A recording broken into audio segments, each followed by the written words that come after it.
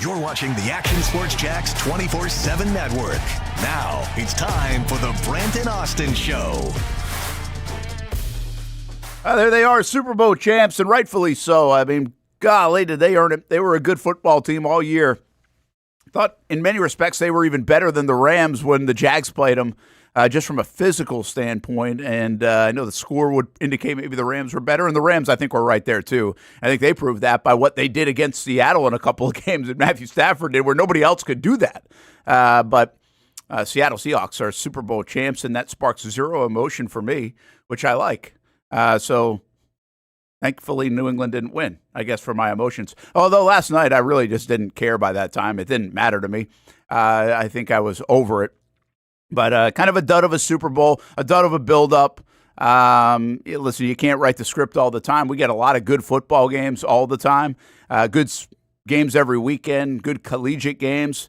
I will continue to say this, Austen Lane. I thought the Miami-Indiana game was the best game of the postseason of the NFL or college. I just thought it was a really good football game to watch and well played and had drama and back and forth.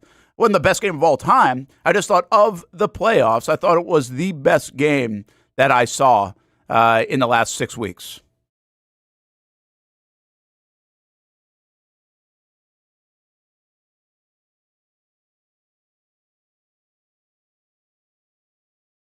Hold that thought, Austen Lane, and Hamby will try to get you figured out. I was just going to let it play out a little bit. Look, the start is like, hey, Sam Darnold and Drake May, they both played pretty bad quarterbacking in the early going. One thing I saw, I actually tweeted this late last night, Sam Darnold didn't have to do much in that game. I thought he had a big third down completion in the third quarter. He was just okay. Early on, he got fortunate that he didn't throw a pick. I mean, the defense of New England was jumping routes, and they had a few plays that they could have, first one right away, could have taken him back for a pick six. It ended up being a beautiful throw and catch, really, somehow to get it in there. But, I mean, he didn't have to do too much, and he got away with a couple of throws, I thought, early on. And then, obviously, Drake May just never really settled in over the last month. I thought he would play better in this game, too, and he really just didn't. So it made for a, it's not the kind of football I think we want to watch, is really good defense. And these are two really good defensive teams. I think a lot of people would have played the under in this game and probably did. And we're loving it in the first half. And then you get conservative too. Some of my thought on this is a little bit hindsight, but also real time. I was going to tweet it like in the third quarter specifically. This is where I really felt it. That I thought they had to, meaning New England, had to be more aggressive than they were being.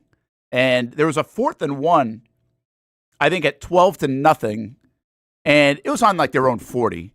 So not easy, but, and I get it. Like, and actually the way it worked out, yeah, they lost like 2 minutes off the clock. They end up getting the ball back, probably better field position. But I just thought that was a situation where Mike Vrabel, let's go for it, man, because you're the underdog coming into the game. Never thought you were the better team in this matchup on paper. Now, you should feel like you are and you can win the game, but I thought it was pretty clear. Like, you getting to 10 points was going to be difficult after watching that first half.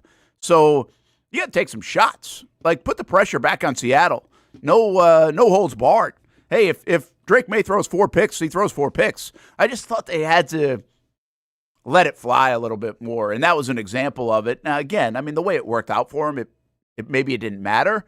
And if they'd gone for it and didn't get it, maybe it wouldn't have mattered anyway because they lost, right, by 16. So I just thought that was an example of Vrabel had to be a little bit more aggressive than he was. Again, a little bit hindsight, because when it's 6-0 in like the second quarter, you don't want to be too aggressive. You don't want to lose the football game. You're still right in it. You're waiting for them to make a mistake. So I kind of get it. But all right, I think we got Austen now. Just your thoughts. I mean, you can go Miami, Indiana. You can go Super Bowl. Take it wherever you want to take it. What were your thoughts watching that one? So I was extremely entertained. I get, once again, not the most, like, it wasn't a close battle, right? So you kind of take away that element, but I love what Seattle did. I underestimated what Seattle was going to do. And to me, this is a classic example of know who you're playing and make them uncomfortable. And we can say what we want about Drake May, but he is a young quarterback and he hasn't seen it all. And, I had faith in Josh McDaniels that he was going to get the best out of Drake May. and the best out of the offense. But the big issue is that Seattle completely flipped the script of what they usually do on defense. If you know anything about Seattle's defense, it's a lot of waiting back zone coverage, sending four. I think during the regular season, they were the fifth lowest in terms of blitz rate. Well, in the first half, they blitzed 33% of the time. Yeah. Like they completely threw the kitchen sink at them. And then when Josh McDaniels tried to adjust that in the second half and get, some help for Drake May, what does Seattle do? They blitzed 8%. So they literally threw the kitchen sink at Drake May in the first half, and then they completely laid back. And yeah, it's still that they sent pressure from the corner, but then they would drop back linemen back into coverage. So they literally only blitzed 8% of the time. So you literally go from giving two completely different looks in each half, and New England didn't have a plan for that. And I mean, once again, like obviously Kenneth Walker, the ability to run the football, and I say it all the time, got to run the football, stop the run. Well, the Seahawks did a great job of that as well. But to me, the biggest thing from that game I'll take away is just the genius of the play calling on defense, and obviously the dominance of that defensive line. Yeah, listen, they were just really good all year. I mean, we can relate it to Jacksonville. We saw them. I mean, career-high 7 sacks for Trevor Lawrence back here in Jacksonville against the Seahawks. Now, he also would get 7 against the Rams. I didn't feel like it was as much the defense of the Rams. I thought some of those sacks were on Trevor against the Rams. I thought it was just a dominating performance by a physical Seahawks team when the Jags played them. And then we continued to see that all playoffs. And they're really good. They're just a really good, sound football team. And I like what you just said, because the tendency breakers are fascinating to me. When you have 2 weeks to prepare, do you do what you do well, especially when you're good and probably the better team, or do you throw the wrinkle in? And the tendency breaker, I think I read something where Witherspoon had hardly blitzed like in the last few years and or a couple of years. And then he came, obviously, on several of them in this game. Yeah, they were just a better team. I think YB400 said it. From talent to talent, Seahawks had the better talent. Yeah, they did. I was a little surprised at times it was only a 4.5-point spread. Like I covered the Patriots when they were a 13-point underdog in the Super Bowl against the Rams and beat them. I mean, I don't. This would be recency bias. I was thinking about this morning. I think that this team was closer to Seattle than that team was to the Rams going in, because that was coming off the greatest show on turf. And how are the Patriots going to score that many points and keep up with them? And obviously, New England's defense could keep them in the game in this one. And it was Sam Darnold on the other side, not Kurt Warner and everybody else. But yeah, I think I did think the 4.5-point spread was a little light, considering what I thought about the Patriots, considering what I thought about the Seattle Seahawks. So I'm not super surprised by this score at all. Really not super surprised by a lot. I would say I started to say, Austen, you've been a fan of Drake May. There's plenty of reasons to be a fan of Drake May. I've been probably a little more hard on him in the postseason. I don't think he's played very well this postseason. I thought he was going to play better in this game. I really did. I thought he was going to kind of have a resurgence after 2 weeks off. Got the weather now in his favor a little bit more, because he did have to deal with a lot of elements. I thought they would put a little bit more in the bag for him to be able to do with Josh McDaniels. And they really just didn't have anything. I mean, and I'm not even sitting here saying, hey, this is all on him. I just think the lack of weapons showed up. I don't know what they could have done. I don't really know what they could have done against Seattle. But it didn't seem like they could do much other than a little swing pass. And even on those, if you looked early on, this is why I've been a little on the Drake May criticism train, is a lot of those simple throws were been off the mark. They were high early on. He was a 70% passer during the season. But if you go back to the last couple of games and just take the open throws, the throws that were there, they weren't very accurate, which I think shows you the mentality of a quarterback that gets sped up, not feeling as good. And by the way, it turns out it might have been a little bit of the shoulder, too. He had to take a shot before the game. So I think that shoulder was pretty significant. But overall, the season didn't end too well, I think, for Drake May. And I don't know what Josh McDaniels was supposed to do, but to me, as a guy who'd been there 10 times and maybe the best OC in the game, he really couldn't find much. No, I think just Drake May was just overwhelmed. I don't think it wasn't really a great quarterback showing. Like, no, usually in a Super Bowl, you have like, the defining like moment of the quarterback. Like, I feel like we didn't really get that. And shout out to Sam Darnold, who missed that pass to Jackson Smith-Njigba, who cost me $2,700. Really? By missing him. Oh yeah, What, for a touchdown? No, it would have been for the yardage. I Okay. I had a 6-player parlay, and that's the only one that I needed was in Jigba. But that was Oh, dumb. I shouldn't have went into Jigba. I had a feeling and didn't pan out. But it is what it is. Live to see another day. But no, with Drake May, it's I thought he was going to have time to at least diagnose that zone coverage, and Seattle didn't afford him that. And yeah, even the easy ones he missed. And then he tried to force things and cause their turnovers and everything.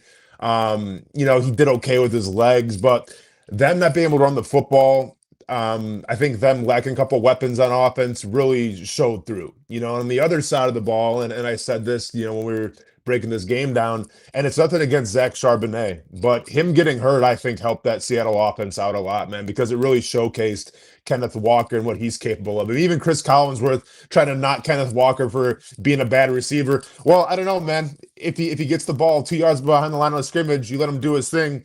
He's a pretty good receiver in my eyes. he So, still hit his prop for me.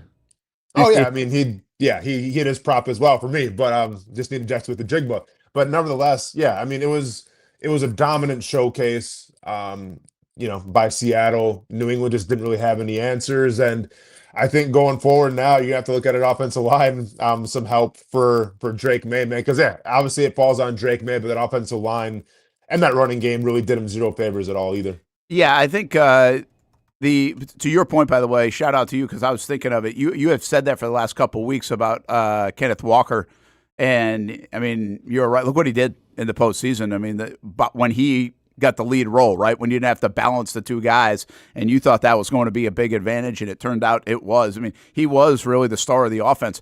How often can you play in a Super Bowl and win a Super Bowl where, quite frankly, your quarterback and the offensive player of the year and Jackson Smith and Jigba are really not much of a factor at all? I mean, JSN wasn't a factor in the game. Like, he was a non-factor in the game. And, I mean, Cooper Kupp was a little bit of a factor. I told you to keep an eye on A.J. Barner on Friday, and he ends up being a little bit of a factor in that game. And, again, I thought Darnold played okay enough. But the big thing he did is didn't make the mistake. I thought he almost made a mistake early on, but he didn't make the mistake. And despite all the turnovers, I did not realize that they would be the first team to get to through the Super Bowl in the postseason and not turn the ball over. Like, that is stunning to me. Like, the New England Patriots didn't do that in any of their runs. Mahomes is not done. These aren't turnover-worthy guys, and they must have turned the ball over in all their runs. I mean, that is wild to me. Delphonic says Gonzalez is elite. You're right. Back to the Patriots. Offense is mid. Yeah. I mean, I think they're exposed a little bit by, one, they played a lot of good defenses. We have to account for that. They also played in elements. We have to account for that. And so those are real factors, okay? But the reality is you're going to play some of those if you're going to be playing on elite stages. So how do you get better than that? And they might have more problems at offensive line, or Will Campbell might be a good player at some point, but he's an inconsistent young player right now, Austen. They're going to have to figure that part out. Yeah, I mean, people are saying it might have been the injury, catching up with him a little bit. I think he had a torn MCL or something like that. I don't know, man. Yeah, it wasn't a good showing. And I was really surprised that Seattle blitzed as much as they did because they didn't really have to, I feel like, in the first half. Yeah. Because they were getting home regardless. But once again, the game plan worked marvelously. But yeah, I mean, I think if you don't blitz, I don't think it would have made a difference. Just, I think that Patriots offense was they were outmanned, man. They were outmanned, and that offensive line could not do their part. Drake May was almost seeing ghosts out there. It wasn't a good showing. Yeah, I think I want to ask you this, because you could sit here in New England. If you were in New England, say, okay, well, what do they need to get over the top, right? They were unexpectedly there. They got a nice ride into there. They were a little fortuitous, in my opinion. They took advantage of all that they got there. But now what? Because they obviously were a bit outclassed, too. And I think anybody would have been from the AFC. I'm not going to sit here and tell you not. I don't know if anyone from the AFC wins that game over Seattle. I think Seattle was really good. So now are they better than is Denver a better candidate with Bo Nix against them? Maybe. I don't know, but I'm not convinced of it. I think Seattle was the best team. I think the best team in the league won the Super Bowl and probably would have beaten almost anyone from the AFC.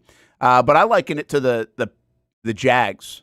Like, where are the Jags? Because I think what we feel is the Jags are pretty close to these teams, right? Could have made the Super Bowl. Like, they're not that far away. This isn't like, oh my gosh, well, hopefully they go get 3 slam dunk draft picks and they sign people in free agency. No, the Jags are there. Like, they're in the conversation. They're in the mix, but they're not completely there. I did this last night on Action Sports Jack's Primetime, Austin. The Jags had the number one rush defense in the league. They had 22 interceptions, a franchise record. They had 32 turnovers, I believe. They had Devin Lloyd played at an all-pro level. They've got two bookend tight ends, defensive ends we think are really good. But it doesn't feel their defense is Seattle's. It just doesn't. It doesn't feel as dominant as that. It felt good at times, but never really felt dominant. Do the Jags need to get a dominant defense to be able to deliver on a stage like this? And are they Travis Hunter and a defensive tackle away from doing that? Possibly, but I truly think, and I don't have the numbers in front of me, but if you want to talk about what it's going to take to get to that stage, which I think they're more than capable of doing, I think you got to run the football more. I think the Seahawks have showed that it doesn't always have to be sexy. Now, it can be sexy. It can be Jets with the Jigba and Sam Darnold and everything, but it can also be just tough and physical. And I don't have the numbers in front of me in terms of how it correlates, but I would lead myself believe that if you're good at running the football, I bet your defensive metrics are pretty high as well. Just from in terms of controlling the clock, establishing physicality. And I think that was the one thing that was missing towards the end of the year for the Jaguars. If you want to nitpick here or there, it's the one thing that you saw kind of go out the window a little bit towards the end of the season was the ability to run the football. And to me, that's going to be the biggest question going into the offseason. And I understand 3 technique and the NFL draft is a big thing as well. My biggest thing, especially with an offensive-minded coach, an offensive-minded team, is what is the plan at running back? Will you bring back Travis Etienne? Will you rely on 2 second-year guys to carry the load? Will you address it in free agency? Will you draft another running back? That, to me, is the biggest thing. Because I think that if anything that you find out this year is that if you can run the football and play solid defense, you're always going to have a shot. Now what happens when you have Trevor Lawrence and an explosive offense and a dynamic play caller? Well, that only helps things out as well. But I think you have to rely on that running back, man. And right now, I'm not sure what the plan's going to be for Jacksonville.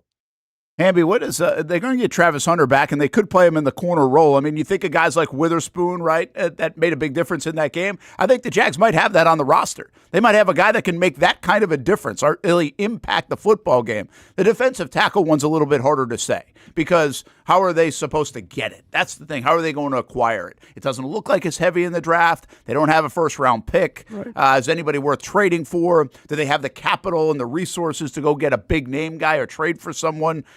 Maybe they can figure it out, but they couldn't at the deadline when they were looking into a guy like Quinnen Williams. So if that's what we think they're away, and by the way, they might have to also replace some really good linebacker playing Devin Lloyd. So they're going to create some holes in that itself. But I guess my bigger question is they do have Travis Hunter on the roster. Can Travis Hunter turn this defense into, more than formidable, almost dominant? Is he enough or does it take more? Well, what you would really be asking right there is, can Travis Hunter be this year's Nick Emanwari? Yeah. Because he transformed the Seattle defense, and he's about as versatile a defender outside as you'll find. The guy can, like they said, and I think they did a great job illustrating all of his skill set yesterday.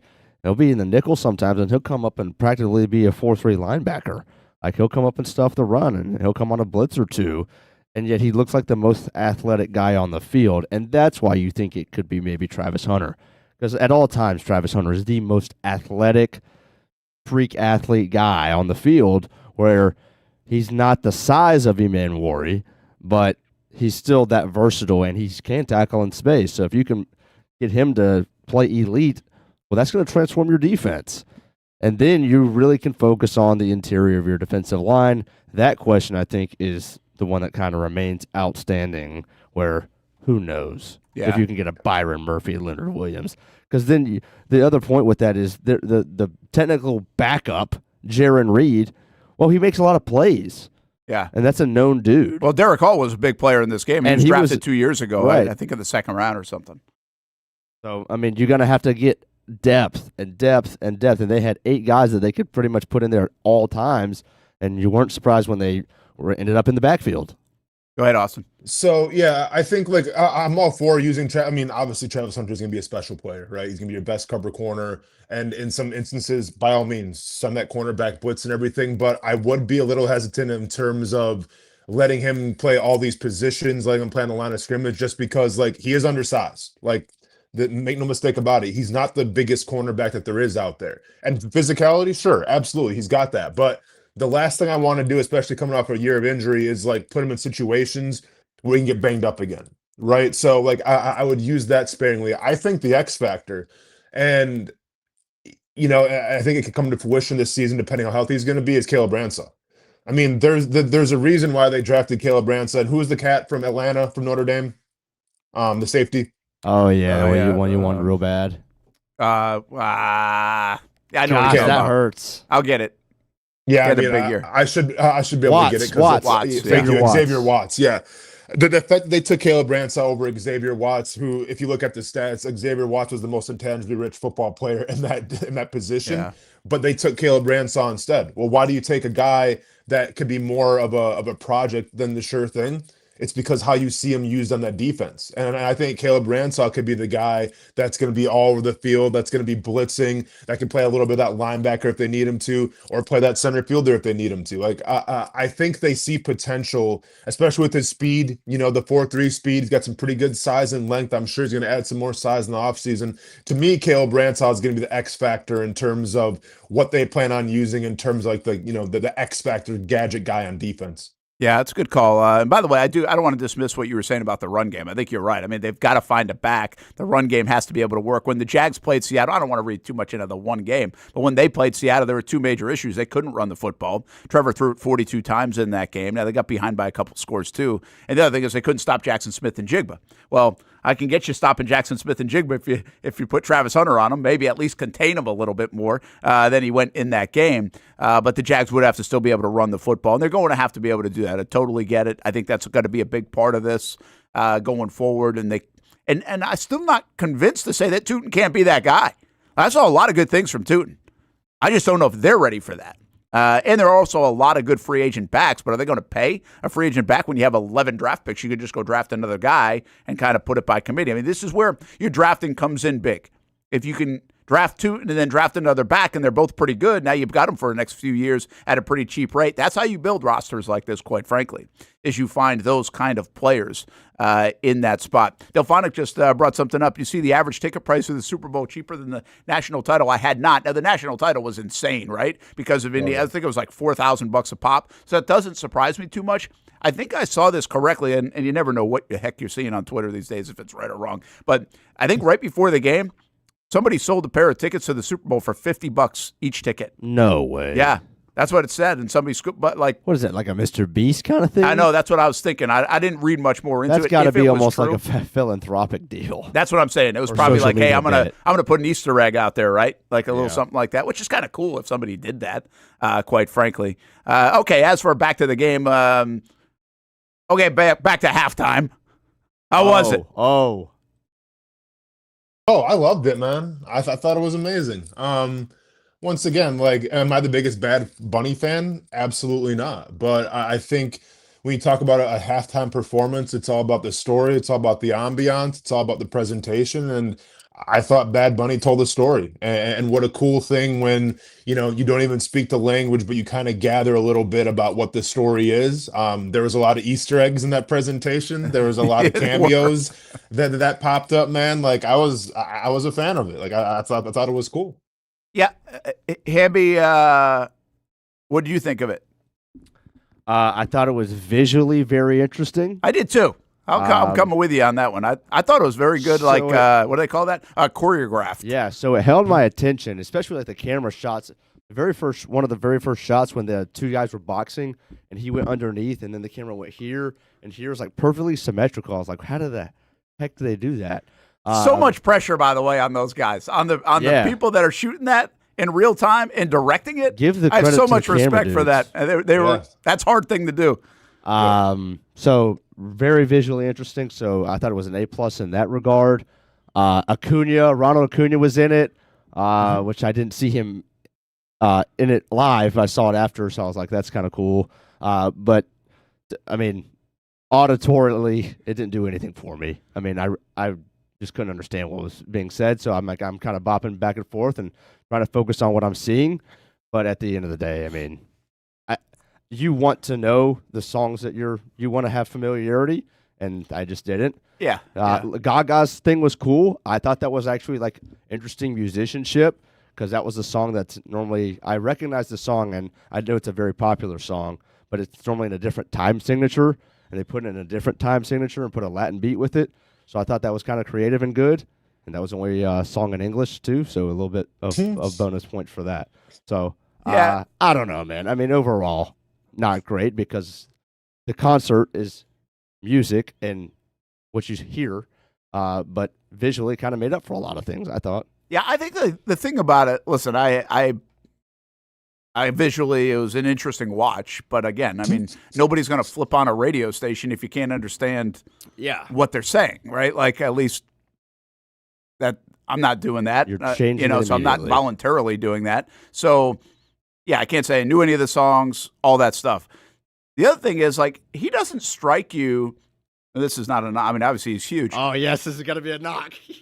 No, but he doesn't strike you as like this unbelievably talented, like, dancer or whatever. Like, really, I mean, it was fine, but like, there's nothing that, like, if you didn't tell me that guy's one of the biggest guys in the world, I wouldn't be like, holy cow, what a fine, like, I don't know, like,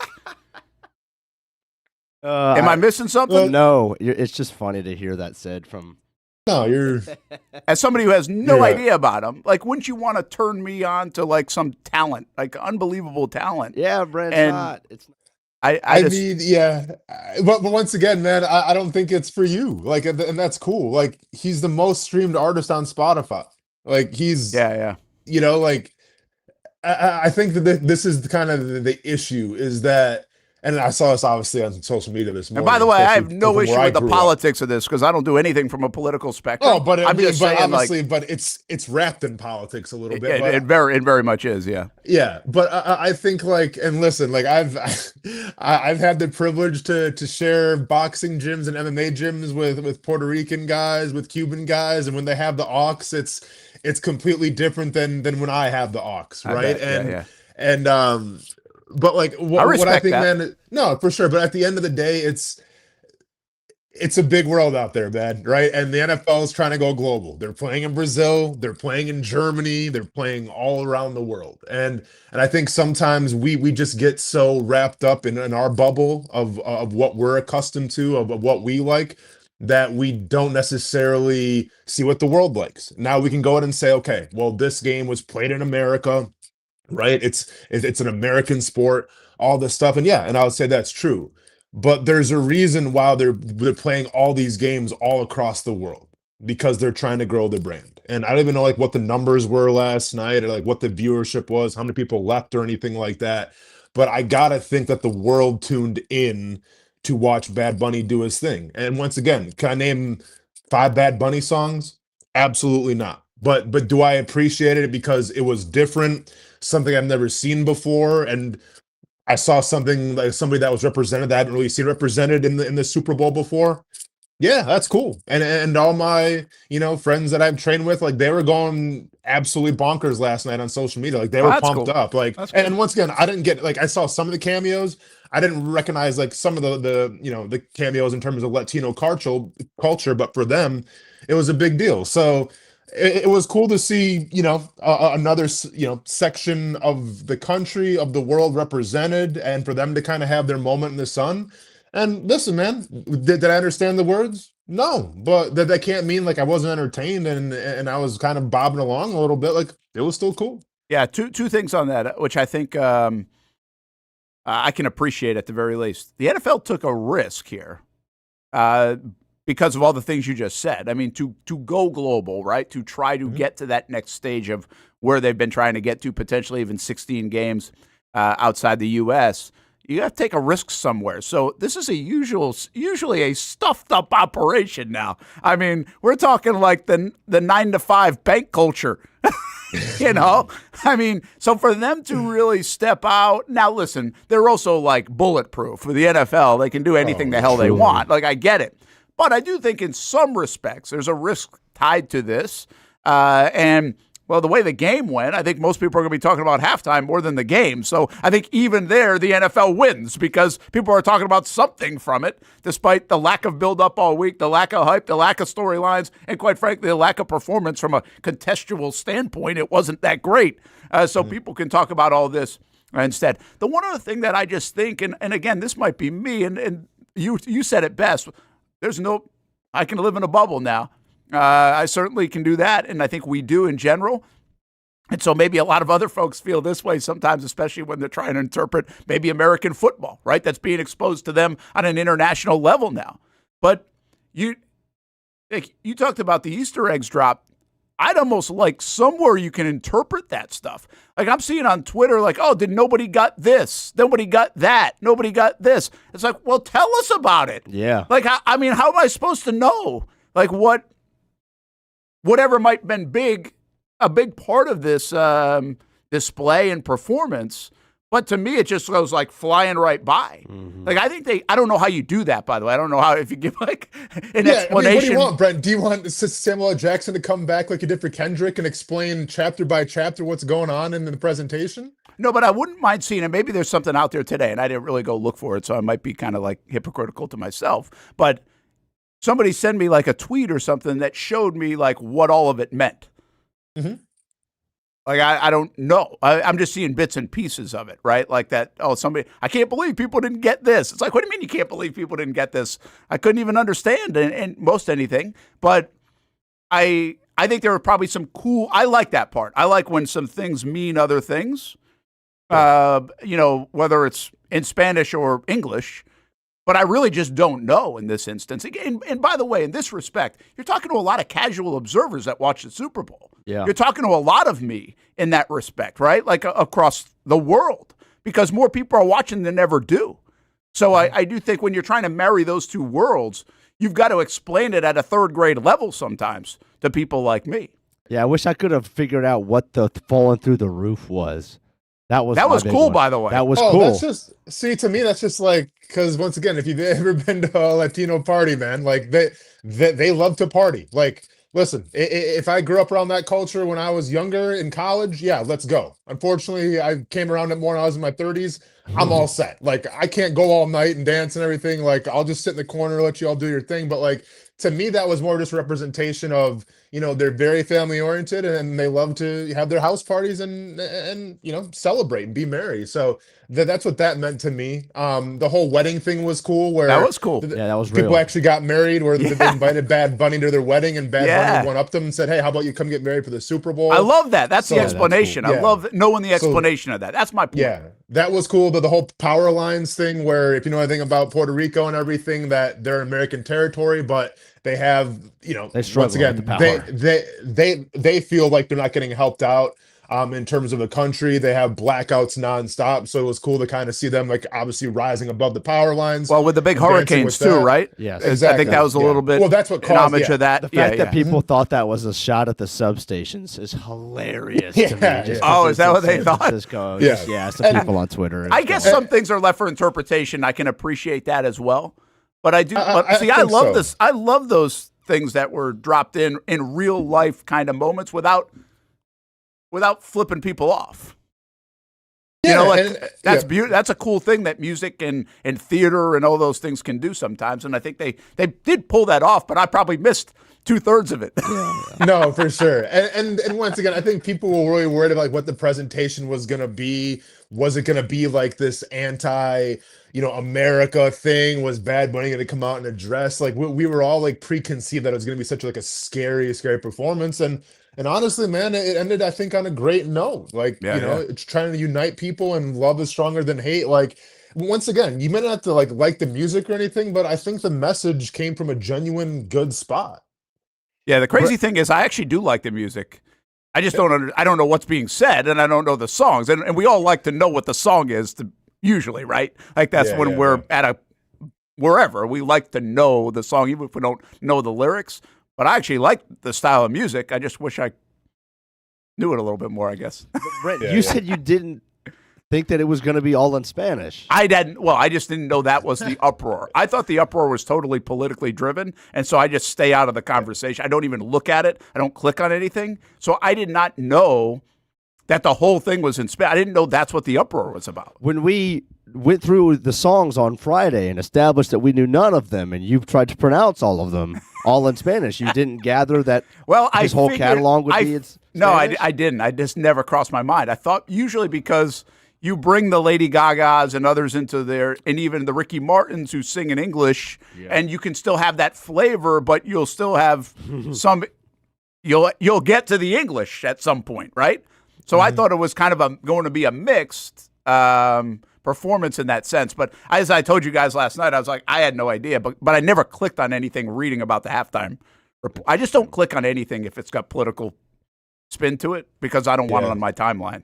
So I just never click on it. And so I never really got into the deep dive of the why. I thought it was totally political driven, not like Hamby said the uproar was that it was going to be in Spanish. I mean, was that really the whole root of the uproar? In my world, it was. Because I didn't know that I didn't know it was like all the political statements that he was going to make at the Grammys. Like that was my first taste of like, oh, okay, so he's going to talk about that stuff, and because some artists are like anti-political too. They couldn't care less. So I didn't know really much about him. I thought the whole deal, at least to me, was it's an American show, and he's just not going to really sing at all in English. I thought that was the whole bit. Yeah, so it was also because like he has been known to wear dresses before and stuff, so like there was that a little bit from, and it's funny because like I'm living vicariously through my two best friends from back home. One is a hardcore conservative Republican, and the other is one of the most liberal people you're ever gonna meet. And then I fall someplace in the middle, and we're all best friends, man. Like we've been best friends since we were in kindergarten. So I like that. But listen to my conservative friend because he was nervous. He has 3 daughters, very young, and they're all going to watch the Super Bowl. And like watching him go through the mental gymnastics of how he was going to have to explain to his daughters if a guy was wearing a dress and everything like that. But like I thought he put it brilliantly where he was like playing this out in his head, like he was stressing about it. And it's wild to me, but like he was stressing about it, and he told me, he's like, if he does come out in a dress, and my daughter asked like, hey, I thought men don't wear dresses, like he was just going to simply say, you know what, and at this point in our country, it's like, how dad owns guns and everything, and I want to keep you guys safe. Well, that's my right. Just like he has a right to wear a dress and express himself. It's all under the same umbrella, and that's why it's so great to live in this country. And like that's what he was going to tell his daughters if it went down. Now it didn't go down, so didn't have to have that conversation. But like I thought, man, if even he can come around and like kind of get what it was all about, I think anybody can come around and get what it's all about. But it's been a fun week leading up to this, man. Like I can almost monetize the group chat conversations. Oh, I bet. I'm just like, you want to talk about being on the fence? Oh, Brent, I'm always on the fence in this group chat. By the way, the fact that you guys are still friends might be a 60-minute story after the last 10 years. No, so it's funny, but without getting too detailed, there was a falling out a couple years ago in terms of the election and everything. I was cool with everybody, but everybody else kind of disbanded. But yeah, now we're tighter than ever, man. That's because good. Hey, there's bigger things in politics, man, to let come between a friendship. One last thing on this, at least for now. I thought this will feed right into you guys. This had a very, if you really take a step back now that I know a little bit more after you guys tell me, from this whole Bad Bunny situation, halftime performance, everything else, it had a little bit of a WWE setup and feel to it. Yeah. Like, because they have the calendar of the Grammys. Was it the Grammys last week on Sunday? Yeah. And so he wins, right? He wins big award. He obviously does the speech thing. The setup is, okay, what's this thing going to look like? There's a lot of secrecy around the halftime performance all the time anyway, so you naturally have that. Then you have the other part of it. It's all going to be in Spanish, the uproar about that, whatever there is. And then, of course, you got the political vibes to it. I mean, this was a great 8 days. This was better than WWE could have written in terms of what to expect and what the outcome. And at the end of the day, at least from what I take away, is his message was the same both last Sunday in the Grammys and also here overall trying to profess love around the world, right? So now there's a lot in between there that people will take and run. I just look at it on a very simple basis, but it felt kind of more almost like a wrestling Yeah. setup. No, and it truly feels like people are using that performance as a wrestling setup as well. And I don't want to entertain this, but just to say we can clip it if it happens. So Jake Paul obviously had an opinion, right? I saw That somebody say opinion, that. That opinion went extremely viral as it should have. Jake Paul's brother Logan spoke out against Jake Paul. And now they're beefing a little bit. Well, if you can't read between the lines, let me go ahead and make it super clear for you. I think that the next big thing in terms of celebrity boxing is going to be Logan Paul and Jake Paul. Because if you're Jake Paul, well, what do you have left to prove? You went against a real boxer who was a former champion. What happened? Got your jaw broke. Okay, so maybe boxing badasses really isn't going to be the thing going forward. So what's the next big matchup? Well, if it's not going to be a pro boxer, it's probably going to be your brother. So yeah, I saw some. I'm just on trying Austen to gear up for that. that some people were hoping that Damian Priest was going to make a cameo yesterday, and that Bad Bunny would hit a Bunny Destroyer on him or something like that. Yeah. Last one, Andy, before we let you go, Austen is in fight camp in Orlando. The favorite commercial, yeah. What did you have one? Was there one? Truth be told, not a lot stuck out to me. Nothing that was like, oh, that was like hilarious. I guess there was I saw the Marshawn Lynch one after the fact. I haven't. That was pretty good. Yeah, there's a Marshawn Lynch commercial that was good. The Goodwill Duncan one. Did you like it?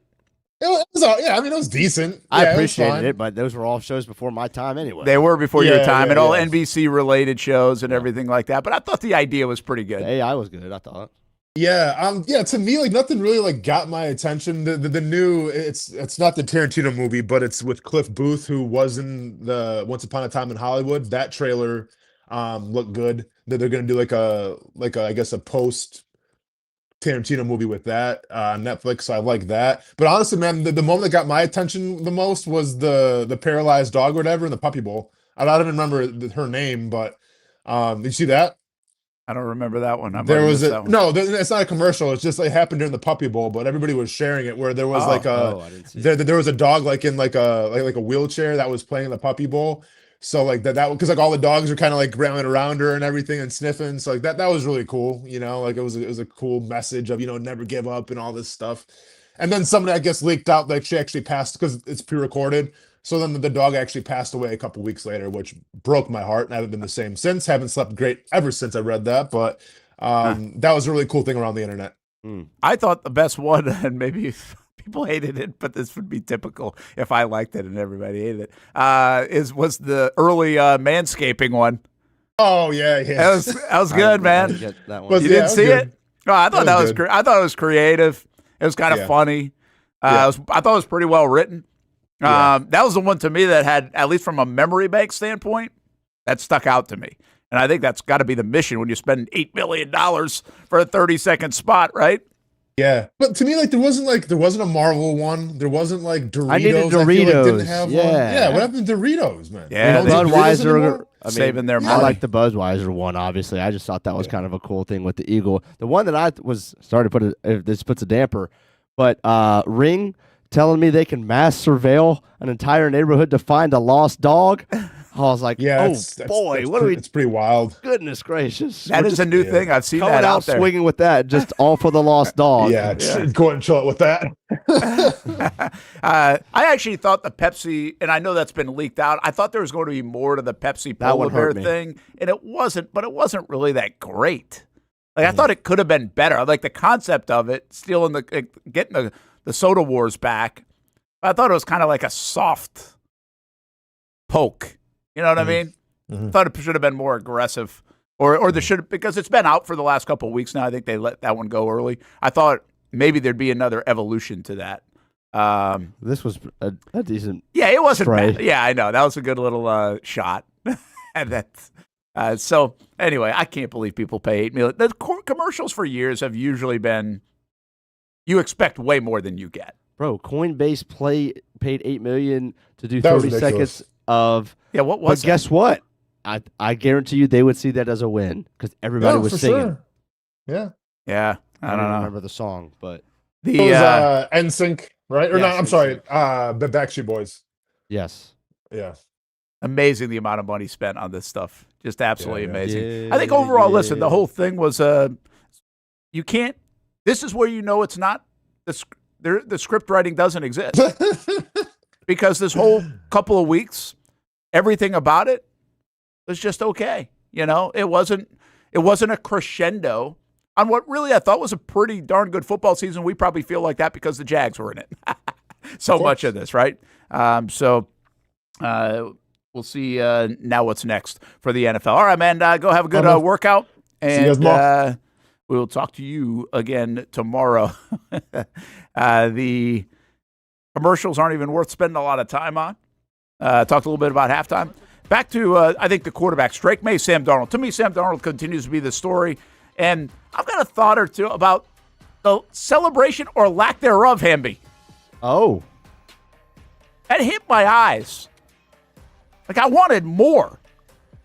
I didn't feel like I got more. Was it anticlimactic? Is it just, does it not happen in football as much anymore? I want to get thoughts on that and share your thoughts on everything as well on the chat, on YouTube, on Twitter, on Facebook, on Twitch as well. Brent and Austen Show, Action Sports Shacks, 24/7 network on a Monday. Most of us know how to throw.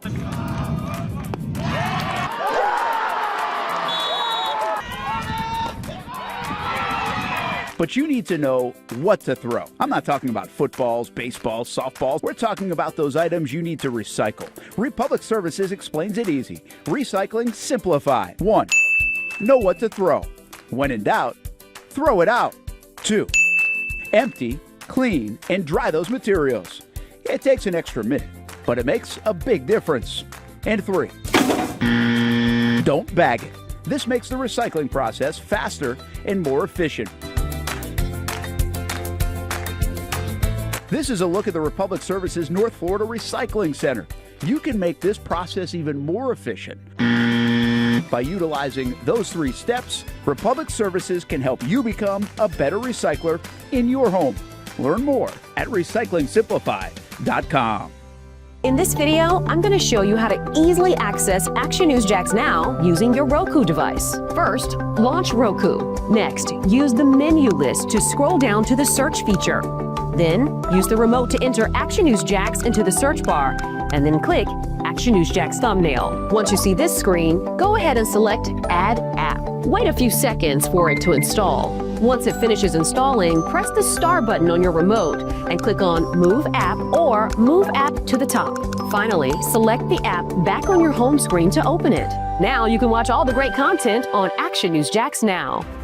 Live daily breaking news. We have breaking news happening right now in Clay County. First alert weather and traffic. Looks like we have a tornado warning. Let's take a look at that. Action Sports Jax 24/7. We've got the Brent and Austen Show daily, live sporting events, and long-form interviews you can't see anywhere else. And shows like Law and Crime and much more. And that's how you access Action News Jax now using your Roku device.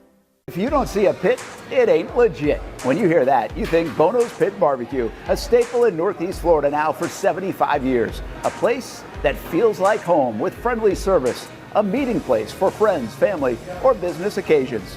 On the menu, the corn nuggets are a favorite in our house, but there's something for everyone. Sandwiches, platters, salads, sides, desserts, and family feasts. You see Bono's all over the place in Northeast Florida. You know, there are almost 20 locations in the Jacksonville area now, so stop on by, sit down, and dine in with Bono's.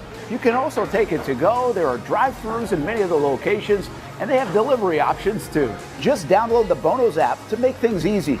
I signed up for the loyalty program, and you can too, to get special offers. If Jacksonville is home, few things feel more Jacksonville than Bono's Pit Barbecue. Celebrate 75 years and many more to come. Bono's Pit Barbecue. If you don't see a pit, it ain't legit. People helping people. It's at the core of what Alive Credit Union is all about, and it's been that way for over 70 years. From the start in 1954 to today, the mission remains to inspire financial wellness and give you a financially fit lifestyle. Alive Credit Union and its employees are committed to not only serving their valued members, but also our community here in Northeast Florida. I had a chance to see that commitment firsthand as Alive partnered with our Action Sports Shacks 24/7 team to bring you Armada men's and women's soccer broadcasts. Inside the 18, it is a shot, and it's a goal! Chloe Chivers! And that connection to the community continues with Alive Credit Union's support of the Police Athletic League of Jacksonville. Alive Credit Union's commitment to our community also involves serving the financial needs of all first responders through the recent merger partnership with City and Police Federal Credit Union. Join the community and become a member of Alive Credit Union today. Find out the many ways you can be inspired in financial wellness at alivecu.coop.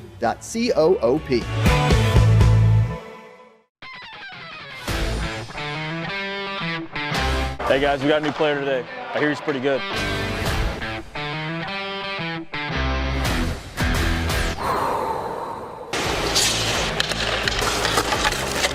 Heard this guy played in the NFL. I think he's an MMA fighter. I've actually been on his show, the Brent and Austen show. Football and fighting, that's the easy part. Let's see if I still have it on the ice.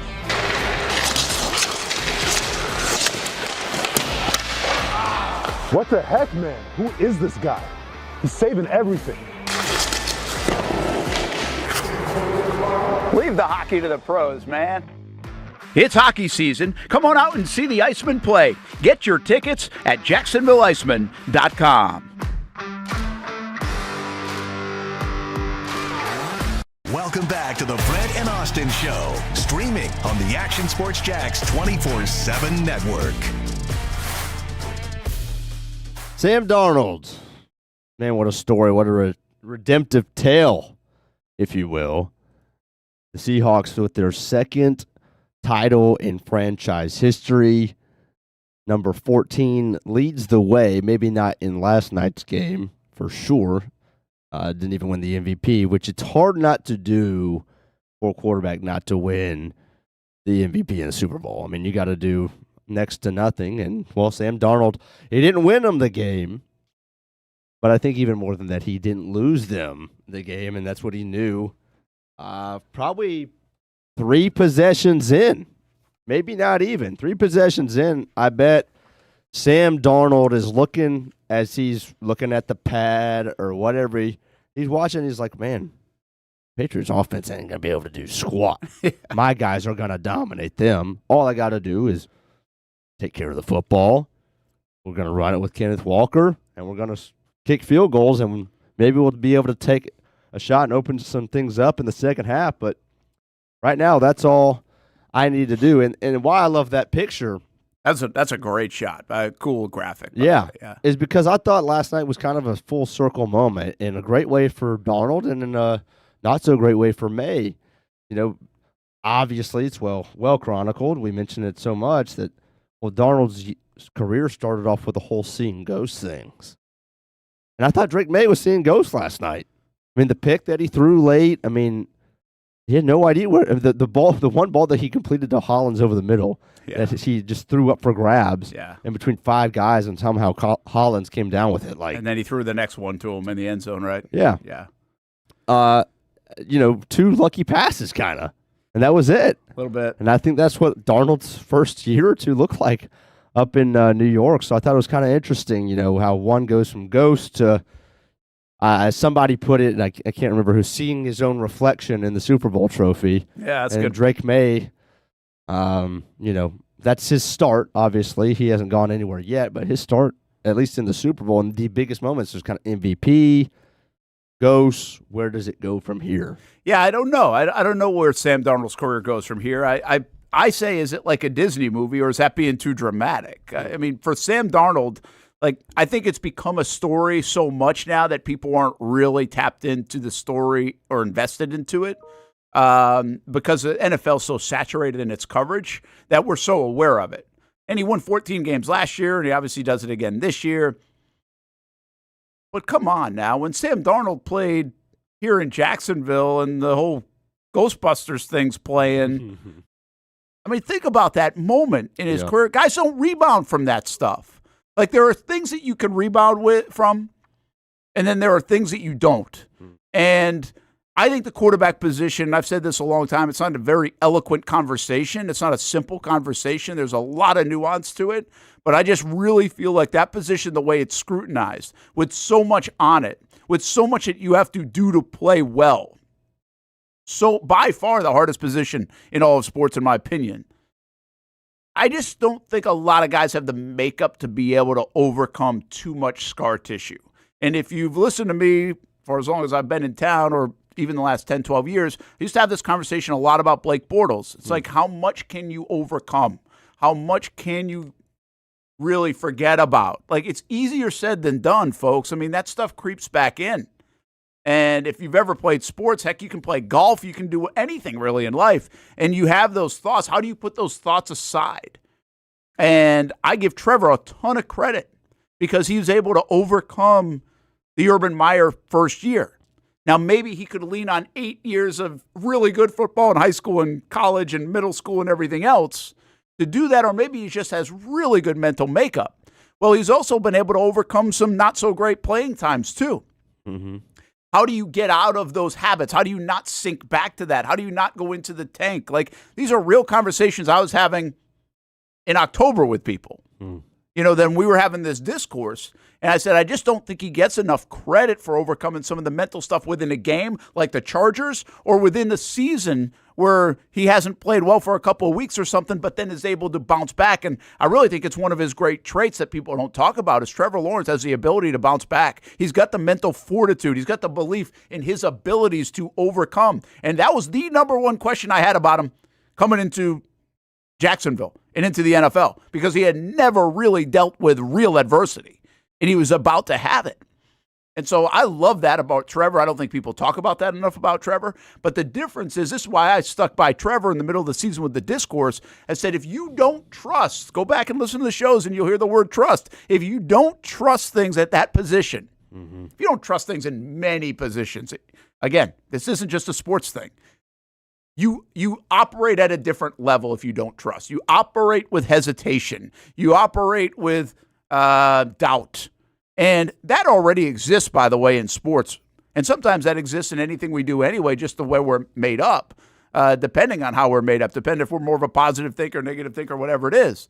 So this is great, like psychology right now, but I think trust is so big, but in that position, in the hardest position in sports to play, if you don't trust to the fullest, you play a tick slower. And if you play a tick slower, this is where I was with Trevor. If you don't trust that offensive line, if you don't trust guys dropping the ball, if you don't trust completely the offensive system yet because you don't know it and you're leaning on things that you've done a couple different ways in the last few years, you play a tick slower. You don't play with anticipation, with full confidence. You're not letting it rip. Easier said than done. And I think that's where Trevor was earlier in this year. I think it's just still not fully trusting everything because, quite frankly, since he's been in the NFL, he hasn't been able to trust everything. These are the benefits that a Patrick Mahomes gets, the benefits that Tom Brady had. When you walk into the situation, things are really good around you. Russell Wilson, able to do it. He gets into a situation where I can trust a lot around me. I trust the coaches. I can trust the players. I can trust everything. I don't have to do it all. Trevor was not in that situation. I think guys like Sam Darnold have not been in those situations. They are there to rescue the franchise. And we say, you've got to do it all. Well, he hasn't had to do it all in Minnesota. He's got Justin Jefferson. He's got Kevin O'Connell, who's pretty good.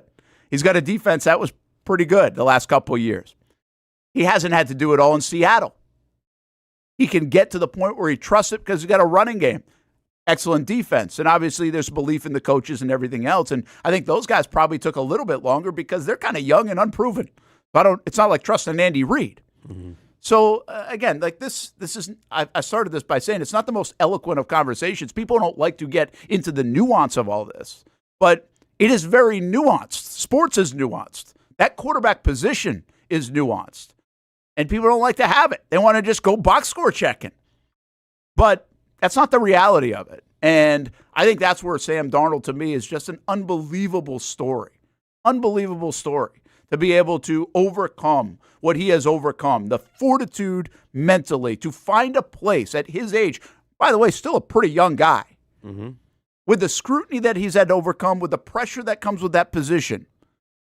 I just think few of us could do it. Yeah. I just don't think it's a common thing. It's an uncommon thing to do what Sam Darnold has done. And I think now we've gotten used to the conversation a little bit because he's had 2 years of success. And I think we've got to step back and say, holy crap, man, that's unbelievable. Sam Darnold is a Super Bowl champion because of a lot of factors, but also because of Sam Darnold. Yeah. This is not backing your way in. No. To like if New England had won that game, the way Drake May had played in the postseason, he was kind of backing into a Super Bowl. Yes.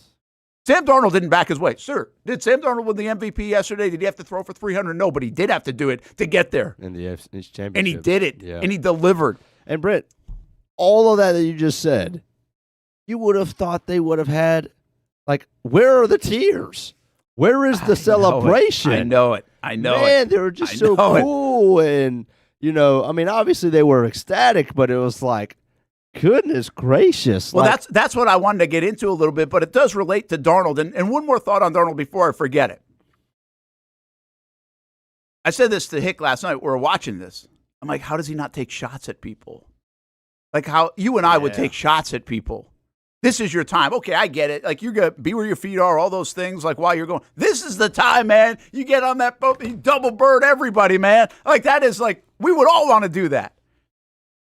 And that's where we don't relate well. I think most people would want to do that. Some people would do that. And he's that doesn't, I'm sure it enters his mind because he's always asked about it, but he can somehow like compartmentalize it where it's not on his shoulders. Yeah. You know, even to a degree, if you really look at Trevor, it's on his shoulders sometimes. He hears it. He knows it. When he gets a chance to take a little bit of a shot, whether it's on social media or even wherever else in an interview, like, he's not going to go crazy, but he might take a little bit of a shot. He's heard it. Now, is that just maturity from Darnold? Is that where he is? Is that just the way he's built? I don't know. But I think all that goes into what just happened here with Darnold. Now, back to your point. This is something that hit me last night and even again today. Why aren't these guys more excited about winning the Super Bowl? Seriously. And they play a game that's very physical and tough and demanding. And is it shock that it's done? Is it hard to find the totality of it? I mean, Mike McDonald was almost emotionless. Yeah. You could tell he was soaking it in and trying to process it. Right. Like I said to Dan, there was 15 seconds left in the game. Like, dude, take the headset off. I know you're calling plays, but who gives a damn? Relish it for a second. Yeah, right? 4. Take the headset off. Yeah, you're up. You're going to win. Yeah. It's time. But I don't know. I guess that's just the way they are built, where they don't allow that to happen. But to so many of us as like casual fans, like, we talked about the 1980 Miracle team last week a little bit. This is what we love about sports. We all want to be on that top step of the dugout and anticipate that there can be a final out. We want to anticipate the clock winding down, the ball going through the uprights on a kick, the shot going through the hoop, the ball being thrown up in the air for the NBA Finals, the hockey gloves all coming off in the Stanley Cup, and everybody jumping up and down on skates. I don't even know how you do that, but they do it. It's funny to me that feels like in the NFL now, it's like one of the least celebrated things. It's the biggest thing maybe to win the Super Bowl. And it feels like in real time, it's the most mundane celebration of all the sports. Heck, even golf, if you win the Masters, there's more emotion. Did anybody get emotional yesterday? Show me a clip. I don't know. No. I was on TV right after, so I didn't see all the celebration. Was anybody in tears? I didn't see anybody. I really didn't. I almost expect that from Kansas City once they've won their third. I get that. Yeah, I get that. Yeah, act like you've been there before, yeah. But, I was expecting more from Hurts last year. And I know he's just like anti-emotion, like Boulder not a chip, they all bet against me, but we didn't get that post-game last year. Well, you get it. See, that's what I'm wondering, if there's shock in this and you're so locked in. I've been saying this for years. People, NFL guys especially, I think even more than other athletes, they are trained to think different. They're almost like brainwashed to think different. I know that sounds like very negative. I'm not meaning it in that negative of a connotation. It's just not real life. Because what we do for a living And what you do when we listen to our shows and stuff is you continue to talk about the game from last week on Thursday and even Friday. At 24 hours, they literally at 24 hours, win or lose, boom, done. And they really do it. Yeah. Unless they're asked about it, they have moved on. They are programmed to move on. It's one of the craziest things because I don't really think we do that in any thought. Like, I'd still be celebrating. Yeah. 2 months later, I think they will move on quickly, even from a win. Seattle will, or New England in this loss. But do you think that the celebration equals taunting has anything to do with it? No, I'm talking about when the clock hits zero. Like, I don't think you can get a penalty. The one thing I did see, fact. Brent, was McDonald, as soon as the clock did hit zero, was he took his time. Like, he almost knelt down and, like, looked for a few seconds at the confetti.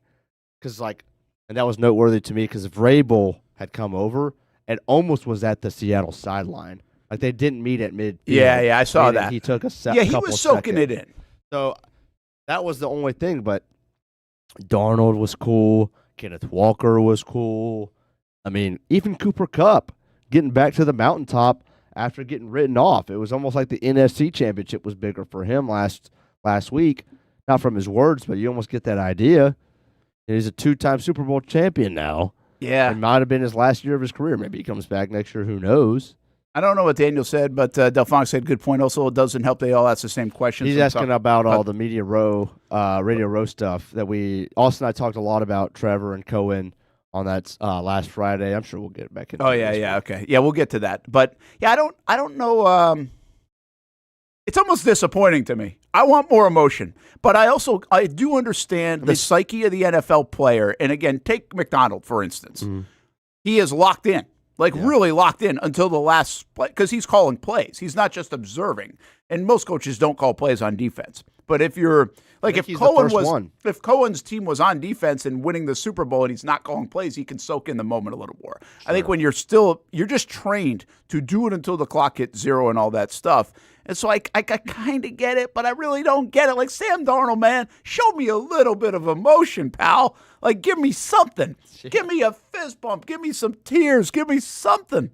I want something. Yeah. It's like I'm a sucker for this stuff, though. I want to feel the emotion and see what it means to these guys. And I say this all the time about the handshake line. I get so pissed when they cut away and go to commercial on the handshake line.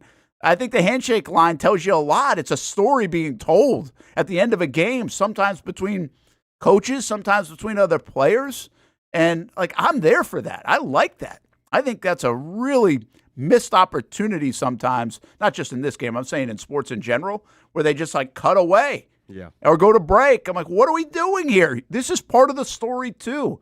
You're finishing the book right now, and you're not showing it to me. And it's very frustrating. Well, part of the finishing of an NFL season is celebration.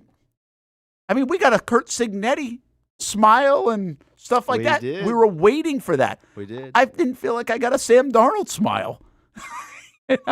Yeah, I don't either. Seriously. Dude, I'm trying to go back. I mean, the last one I think I remember, honestly, was the Rams when they won it, 4 or 5 years ago? I think we got it out of Stafford and McVay then. Did you? We might have. But then it was Kansas City again, or 2 times in a row. We didn't get it either of those times. And I don't feel like we got it from the Eagles last year. Maybe Sirianni. Did. A little bit. There is a factor in this, I think. This one was a little bit different than the Eagles. When it's a blowout, you feel like you've been celebrating the entire fourth quarter. Right. Now, I don't think this was like the Eagles did last year. Like, their game was never in doubt. Yeah. But this one, I mean, there was a little doubt, but not really a lot of doubt. So maybe you get to a place where in your mind, you've already computed the fact that you're going to win the game. And then that takes away some of that some of the raw emotion might happen because it's such a close game. Yeah. And you get that exhale. But man, I want more from the exhale. I don't get it. And I really feel like the NFL, the Super Bowl has become one that people are so toned down. And it hasn't always been like that. I'll just give you one. I'll give you one other thought, that the image in my mind, because I was at the Super Bowl when the Patriots won in Vinatieri. That was my first one, when I was working in Providence, and I was down on the field, so I was shooting. in that, like the sidelines. And so, but it was a dramatic moment, right? I mean, you're waiting for the kick to go in. I get it. But the bench, everybody was up. Like I was shooting the bench, actually. And so hands were up and then the reactions, and that was it. So, like, you kind of get it. It's a walk-off type of moment. But I was thinking back to when the Jags beat the Chargers in the playoffs, and you've got Trevor running around the field. Remember? Yes. When they completed the comeback. Yeah. That was in a playoff game. I think some of that's the moment. But that wasn't a walk-off moment. They still had to play defense for whatever seconds left, I think. Yes. But, man, like I just want more of that. I feel like I want more of that. That's the moment I feel like we remember. Those are the moments where in celebration, and I just don't know if there was. Maybe there were some pockets of that yesterday that I didn't see because the cameras are always on McDonald and Darnold and your key players. The fact that you didn't get one from a fist pump from Darnold is nuts. Like even Darnold, you could see the moment for Hurts last year was when he went back. It's like after the locker room, it soaks in, and they have him with like the stogie sitting there by himself with the trophy, like very Michael Jordan-esque when his dad died type of thing. Like I could have seen the Darnold moment like that. I didn't think we were going to get a whole lot of jubilation from Darnold, but I could see him seriously like falling to his knees like a tennis player would to win a major, right? And just like looking up at the heavens, you know, seriously. Like what a journey, man. Like take a breath, enjoy that. And I almost feel there's so much on these guys that I want them to take the exhale moment. Yeah. Like for them. Right. And again, maybe that comes in the locker room and places that we don't see. That's okay too. But I kind of want to see it selfishly. Like I really kind of want to see it. I don't know if there will be a moment from this Super Bowl that I will be like, that'll be etched in my mind. It feels like there should be a moment etched in my mind after the game that I'm like, oh, Seattle won. I remember him doing this. You think this will be a forgettable Super Bowl? Oh, this will be a forgettable Super Bowl, yeah. Much like the Rams and Patriots, 13-3. But again, the game has something to do. That's fine. You can't always write the script that way. I get it. Maybe Sam's an introvert. Yeah, he might be. Let me listen. Totally. I get it. But I also think he knows how to celebrate a big moment in sports. Maybe it was a bit anticlimactic at the end of the day. And I'll tell you one other thing that I think works sometimes like this. When you know you're the better team, and I really feel like Seattle probably knew, just like the rest of us, they were the better team. And so when you go mission accomplished and just kind of handle it that way, I think you lose a little bit of that, that emotion. Yeah, we did what we were supposed to do. Yeah, like if the Patriots win, I think there's a crap load of emotion because they were the underdogs. Although I will say this, there are two places in sports that I really feel like celebration should be paramount. And one is when you make it to the big game. Mm-hmm. So AFC Championship, NFC Championship, ALCS, NLCS, Eastern Conference Finals. I mean, getting to the Final Four. Yeah. Even getting to the Final Four is like when you win the Elite Eight game to get to the Final Four, it's a bigger celebration than actually winning the semifinal game and getting to the championship game. No doubt. Right? So, but I feel like that moment, I'll go back to the Patriots. Now, maybe they were just so damn cold and it was snowing and wanted to get out of there. I thought it was a very benign celebration against Denver for a guy like Drake May in year 2. And the New England Patriots, who had won 4 games, their celebration, go back and look at it, was like, oh, okay, we'll see you in the Super Bowl. What the hell? Give us something. If the Jags go into the Super Bowl, Liam Cohen is, I think, going crazy. I hope so. I think Trevor's going crazy. I think LaQuinn Allen's going crazy. I think Trayvon and Josh Hines-Allen are going crazy. I did not feel that in this last couple of weeks. It's like, stop being so damn business as usual. Yeah, it's tired. But it's also impressive. I appreciate acting like you've been there before, but come on, man, give me something. Some of it also is, to me, is impressive performance-wise, just that hey, we know we're the better team and we're just going to beat you. There is a little bit of that. I think that happens in sports. Yeah. I mean, on the post-game podium, I think McDonald was like, yeah, we knew we were the better team and we're going to – we Is that what he said? Pretty much. Yeah. I honestly haven't even seen a lot of the posts. But it was kind of sick. I'd be remiss if I didn't throw this out there. We had UGA grad handing the trophy and interviewing UGA grad. I thought it was. I did not know that. Both Centennial High grads. Both were from Roswell, Georgia. Maria Taylor, and I guess she was the first woman to do the post-game trophy celebration in the Super Bowl since 1992. That's what I saw. And it didn't resonate. Like, I don't know. Like, my mind goes back to like this might be. My mind goes back to like a Leslie Visser, but I didn't see who had done it. Maybe I just missed that part of it.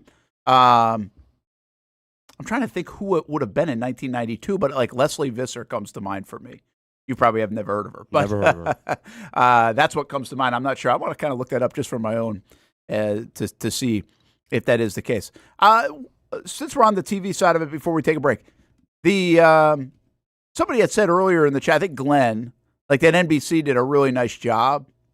I thought NBC did do a nice job. Like I saw I think there's a lot going on in the Super Bowl, man. I think that is a hard job for everybody in that behind the scenes who get no credit.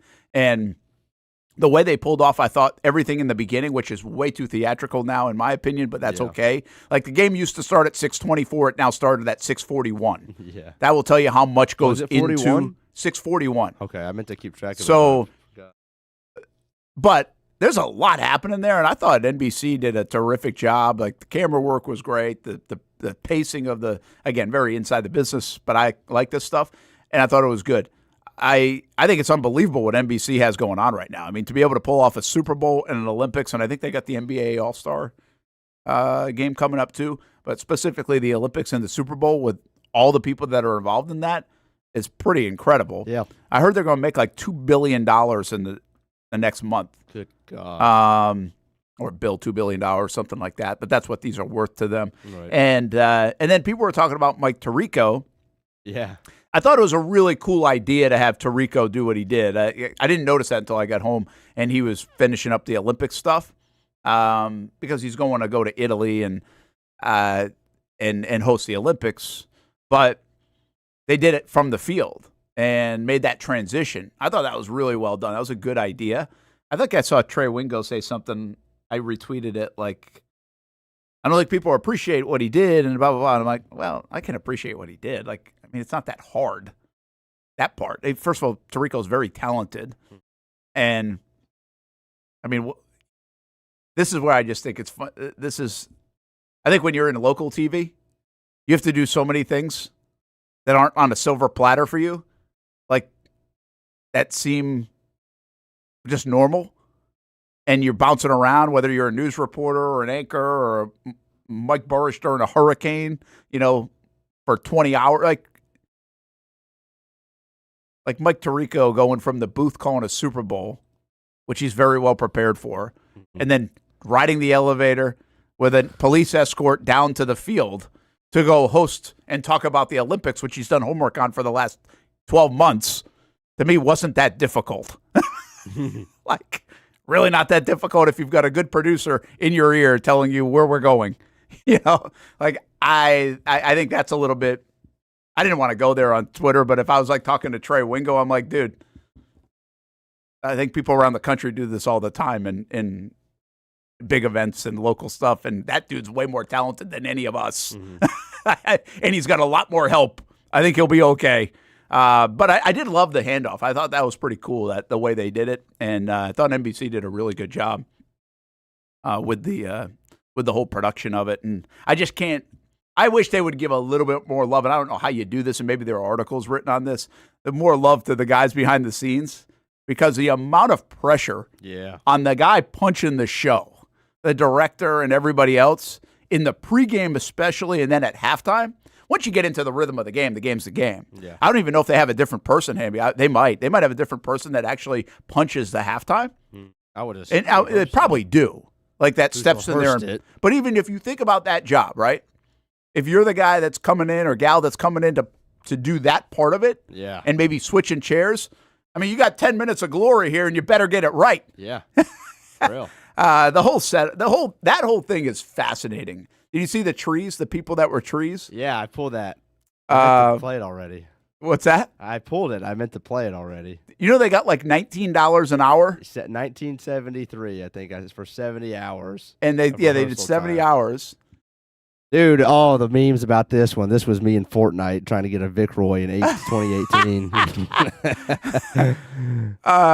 Would you have done that for $19 an hour, been a tree? I mean, right now with my current schedule, heck no.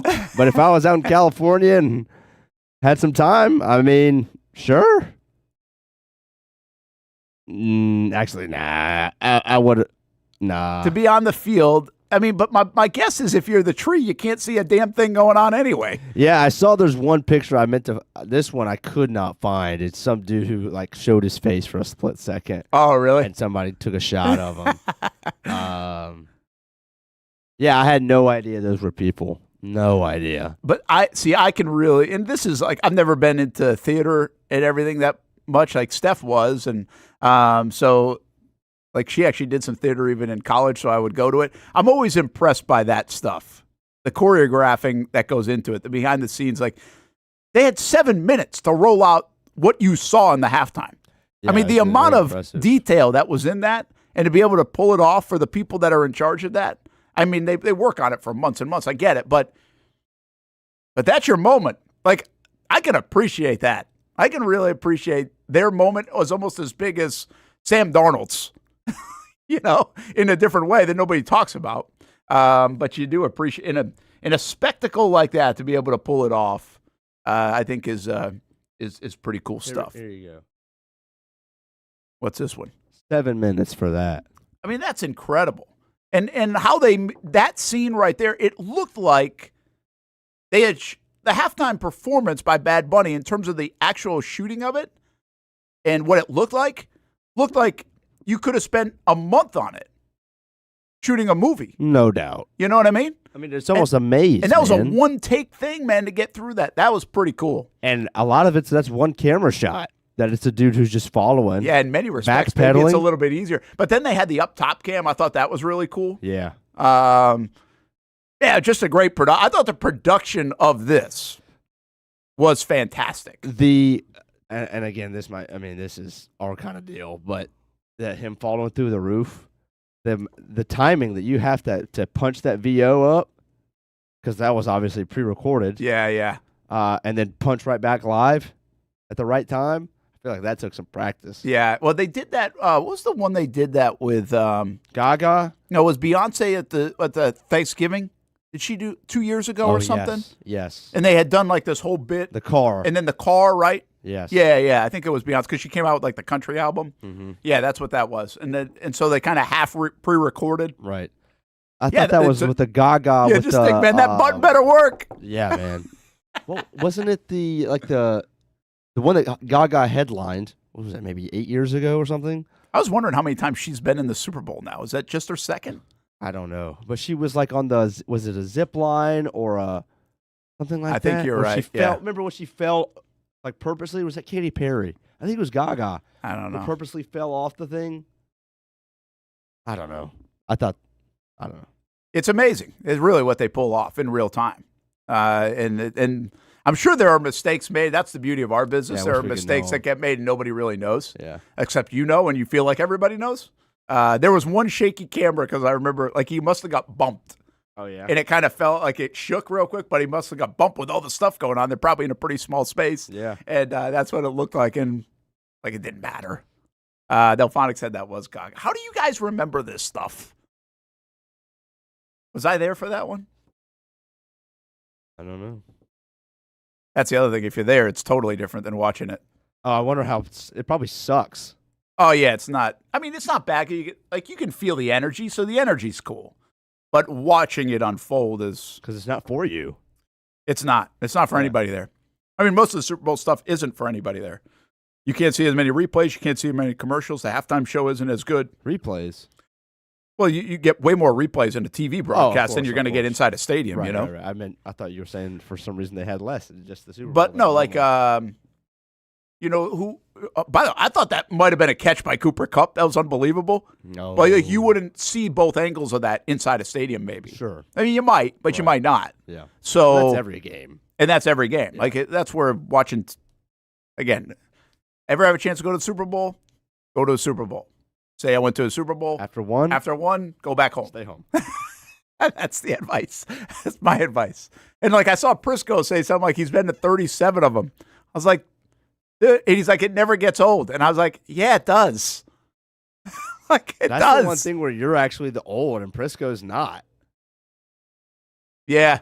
Yeah. Like, I mean, I can appreciate that he appreciates. We should all appreciate the ability to cover it. That's not what I'm coming from. But the experience, you're saying. I think a lot of times, like you go, I think if you basically go to keep a streak like that and if you go and to be like, hey, I went to the Super Bowl. Like, obviously, when we go, people notice that we go to the Super Bowl. Like, that's a good thing for TV, for CBS, for Fox. Yeah. Like, there are plenty of good reasons to go to the Super Bowl, and you appreciate being able to go. But I'm not sure it doesn't get old. Like, I've said this about the Patriots run. Patriots run was, those guys got to work all the way through February. I seriously wondered yesterday, and I'll ask this question before we go to break, because I said it last night on primetime. What would yesterday have felt like? No, like in the morning. I'm talking about before the game. Because my mind really can't get there. For many years we've been in Jacksonville. It feels like the Jags play in a different league. And the league doesn't include going and winning a Super Bowl. For this year and in 2017 and for the folks back in 1999, I think those are the years that like, damn, man, I could kind of taste this was like realistic. Not like a pipe dream, but realistic. And so it really got me thinking, I mean, the Jags lost about a month ago. Just think about, I mean, do we have the stamina for 4 weeks of this? 4 more weeks of this? Not like, are you going to be elated? Is this place going to be buzzing? Are you going to get no work done for the last 4 weeks? Because that's what it would feel. I mean, I know what early December until January felt like. Yeah. Did you have another month in you? What was church going to be like yesterday morning? What was this? Like, what was yesterday going to feel like? And here's the other reason I ask that is because we would be there. So if we were in San Francisco, there's a part of me that would almost preferably be here and feel the buzz and the vibe. Yeah. And like, this is where hundreds of thousands of people are feeling it. Right. There you're going to see 12,000 Jags fans, right? So, or you'll probably see that in the stadium if they had a watch party or the Dailies place. Yeah, whatever it might be. Like, I don't know. But I really thought about it yesterday because it felt like, in a weird way, it doesn't feel real anyway. Like, I have a hard time placing the Jags on that day. So it was part that, but also like, well, realistically, I think this team could have been there. Like, could have been there. If they got by Buffalo, it might have been there. And what would this place have been like in Jacksonville? I don't even really know how to describe it. I don't remember now, the New England Patriots, before they became the New England Patriots, were bad. Outside of 86 and 96, they were bad. Mm-hmm. So when I was covering the Patriots in 2001 at the birth of this thing, and when the whole Bledsoe Brady and that Super Bowl, and when we went to Pittsburgh, I went a few days early to Pittsburgh. Now this was on the road, okay? So different than like that part doesn't matter because it's really all about the week. But I was in Pittsburgh. They had rallies in Pittsburgh, and we were like part of them, and we would go like. I remember going up on stage. I was a young guy. My photographer made me go up on stage and say do a Patriots chant and see if they would boo, and I did it like at this Pittsburgh rally. Nice. Like he was trying to create a moment in hindsight. I'm like, why would I do this? And that's what we did like on like a Wednesday or Thursday or something in Pittsburgh. But the place in Pittsburgh was buzzing for that at that time, and I was kind of struck by it because haven't they done this before? Like there are rallies all over the city and things like. I was like, do people work? Like, that's what kind of feel you got. But I didn't know what it felt like back in New England, and New England's so big. It's not like it's Providence and Boston. I mean, it's really spread out in terms of Patriots kind of fever. Mm-hmm. And now it's like you can't even. It's not even the same thing. Like there are people in New England today that are like, that's too bad. What do you mean it's too bad? You lost the Super Bowl. I don't think people are mad. Yeah, they're not devastated. So far from devastated. I guess that's like the two-parter for me. What would yesterday before the game, the build-up, been like in Jacksonville? And Delphonic says 17 was buzzing for weeks. It was. I mean, everything was buzzing about it. But it would feel even different than that, Delphonic, because you had 2 weeks, and then the crescendo was about to happen. There wasn't anything to look forward to after 6 o'clock at night on this Sunday. And the nervousness / excitement / anxiousness for that game, I mean, that's the feeling I will hope that everybody gets in Jacksonville at some point, and that we do too, that we can cover that and feel that. Because I really don't know what that's going to be like in a place like this that's waited for so long, that's had a lot of bad years. I'm sure Buffalo's obviously felt it. They've been there. They were there 4 times in a row. But if they were to get back to it, what would that place feel like? It feels different than other cities, I think. And then there's the last part of this.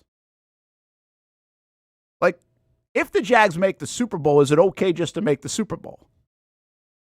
What if they were to lose? Because here's the deal. I think they lose to Seattle. No doubt. I think Seattle's better. Mm-hmm. So what would that have felt like? Like, is it satisfactory to make the Super Bowl? In some regards.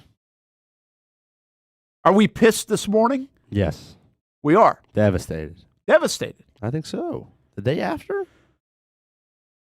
Just because I mean, it's amazing to accomplish something that's never been done, get to somewhere that you've never been able to get to, or that you maybe didn't ever imagine this early.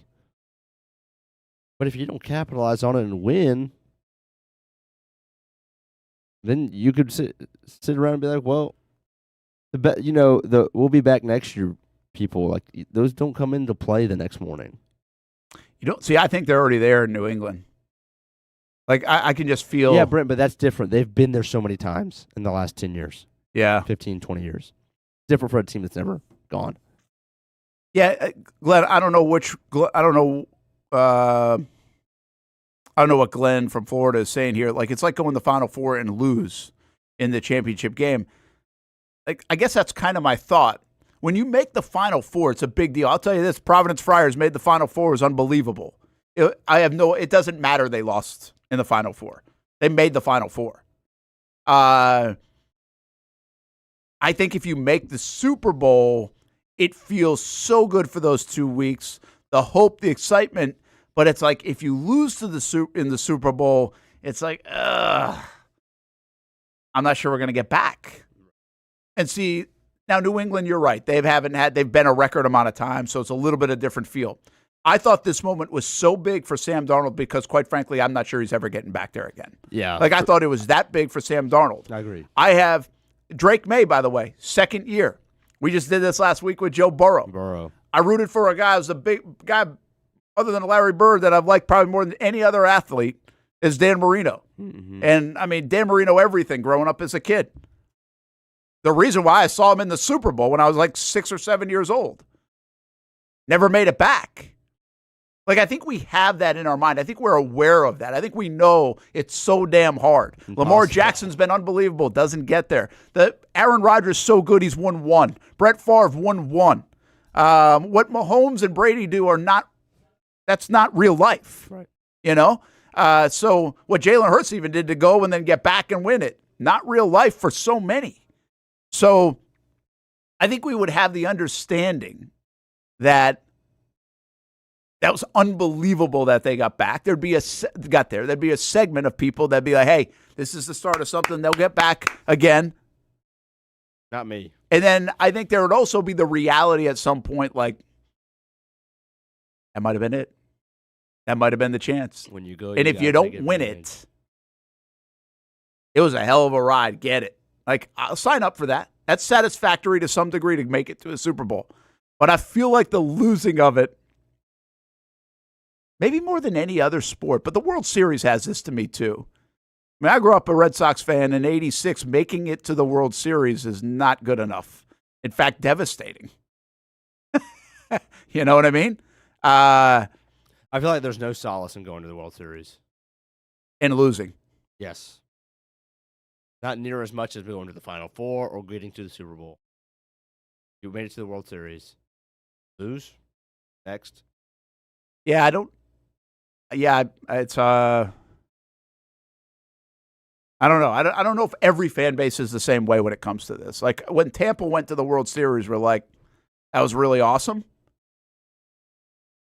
And is it just like I think the Jags would relate a little bit more to that. Yeah. Like Tampa, who hasn't been really good in their now they've been good the last 10 years, but they weren't. They're somewhat of a newer franchise. And you go to the World Series and you're like, damn, that was our chance. You know? And that's why like taking what's his name out, Snell, seems so big. That was our chance. When the Patriots went to the Super Bowl back in '86 when I was a kid, like you knew Chicago was so damn good. Like they had no chance to win that game. Like, and you kind of knew it, So, yeah, I just really I wondered two things. Yeah, yesterday morning I was really thinking about it. I was like, what is this place like if this was about to be a Super Bowl Sunday for the Jacksonville Jaguars? The place would shut down. And I'm not lying to you. I can't really that's a weird thing for me to process that they will actually be in that game.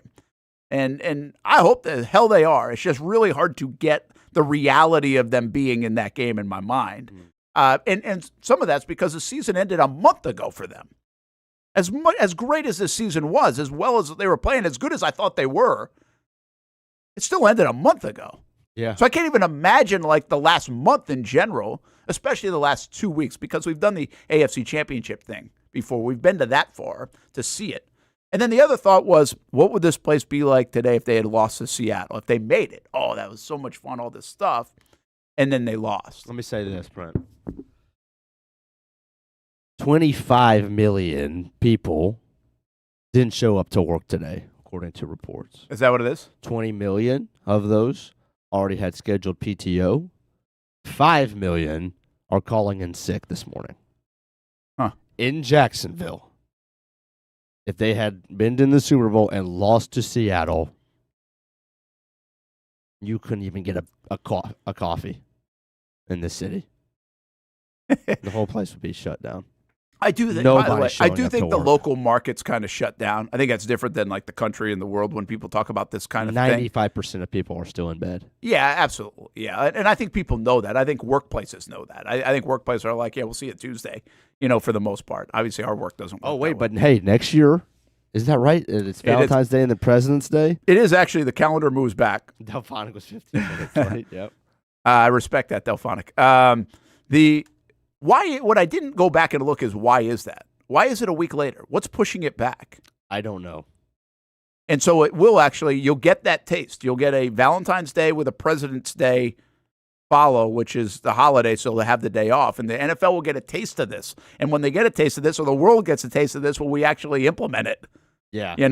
And maybe move it to a Saturday or something like that. Like, I don't know. But I'll say this. As I am grateful that my first Valentine's Day married is not next year, and it's this year when the Super Bowl is not on Valentine. I can sacrifice this one, and I'm not missing that. Actually is going to be a pretty good story next year. Yeah. Like, how will it impact restaurants? We're going to have to go all out Saturday night. Yeah. So that, hey, Sunday is untouchable. Yeah. I asked this question before the Super Bowl yesterday, and I probably should. This would be a cool story to do. It's like, I really want to find the person that's not watching this game. Yeah. And I know there are people that exist that way. I get it. But I should do a story on who's not watching it. What are you doing? Yeah. Yeah. Well, because there's people delivering food. That's huge. I mean. Oh, yeah. Well, that's a good point. But even now, you can watch on Peacock or something. No, so right? here's what you'd have to dwindle it down to. The person who is not purposely not watching just because they see it as a bag opportunity. Like the Pizza Hut, the pizza delivery or the DoorDash or whatever, like they're willing to make the sacrifice because, hey, I'd rather make 3 times what I normally make. Yeah. Or working. Yeah, there are plenty of people the person that's working at home or going out to do something that's not. Yeah, I want to find that. I thought of that yesterday, kind of late, but I thought that'd be kind of a cool story. Now, the other question is, do I really want to go through that story or do I want to watch a damn game? But it's kind of it's a fun story to go. Somebody going bowling last night. Yeah, exactly. Like choice, they had a choice, and they could go bowling. Somebody's going to work out. My brother went to work out. He didn't watch the game. Oh, really? He didn't? No, he didn't watch. He's just not a football fan. Not really. That's interesting. Yeah, he was. Now, listen, I know people exist like that. I think Trevor Lawrence's brother is like that. I think I've seen an article, like, he's not a football fan. Yeah. Right? And there are more people than we think out there like that. Like, that's what I'm saying. And so I just find it But even, we have a lot of FOMO, too. Like, everybody's got that. And so you're thinking, well, everybody's doing this. I'm going to do it. I want to check this out. Logan Rivers says he and his wife played video games last night. So you didn't watch any of it? Yeah, like, what are we talking about here? Like, I get not sit down for 4 hours. Like, did you? Did you make it a half and then turn it off? Yeah, I'm not sure I'm buying that you didn't. Like, you jump into our show, but you didn't watch any of the game. I mean, I know you love your wife and everything, but you should have saved that one for Valentine's Day next week, too. No shot. Mr. Hugo says he watched 10 minutes of it. It appeared it wasn't going to be a good game. You never know that in sports. Anyway, yeah.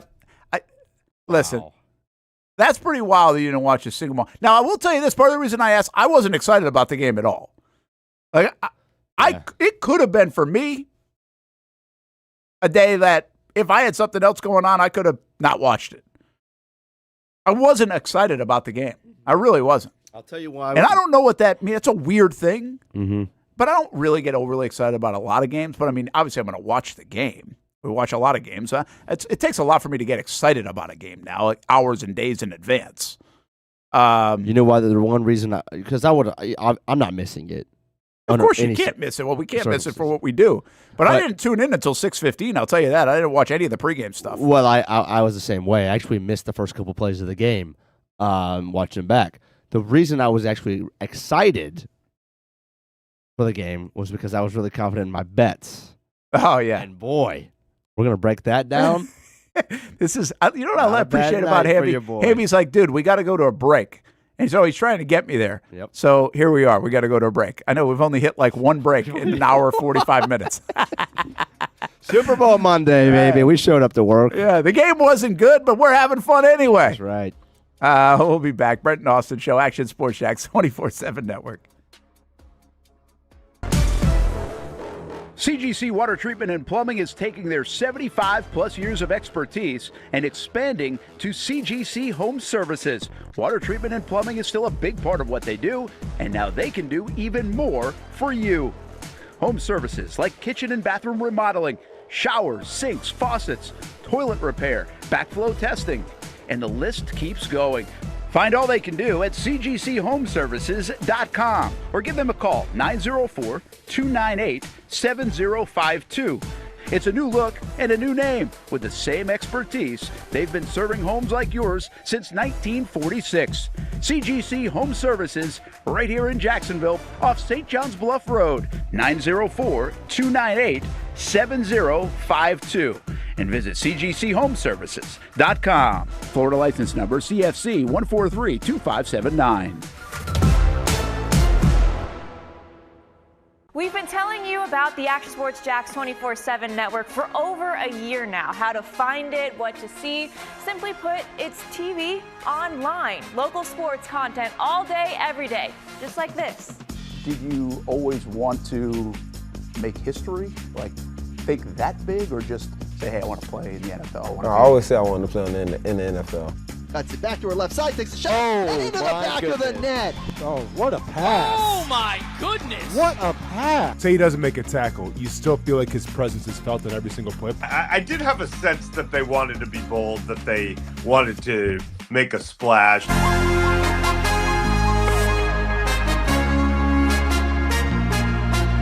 It's content you won't find on TV. Find it on actionsportsjax.com and just sit back and watch local sports all day on the Action Sports Jax 24/7 network. It's one of the hot spots in the area. Welcome you to String Sports Brewery out at the beach. Big crowd on hand tonight. The fans are here. And now the newest hot spot at the beach is open. String Sports Brewery in Jax Beach has opened its doors with rave reviews. We're going to be fans forever. Cozy up to the bar. Grab a seat in the sports-themed restaurant. or grab a seat outside and feel that breeze coming off the beach as the weather warms. Just like the original location in Springfield, try the popular beer menu and come for lunch or dinner too, because the food is fantastic. We got a special guest in the house. He's happy. He's feeling good. He's Trayvon Walker. It's where we hosted Jags Report Live in the football season, and the String Sports Brewery staff can't wait to host you. Hey, welcome back here to String Sports Brewery. And if you haven't checked out the new location in Jags Beach, you got to do it. String Sports Brewery, now with 2 locations in Springfield and now open in Jags Beach on Penman Road.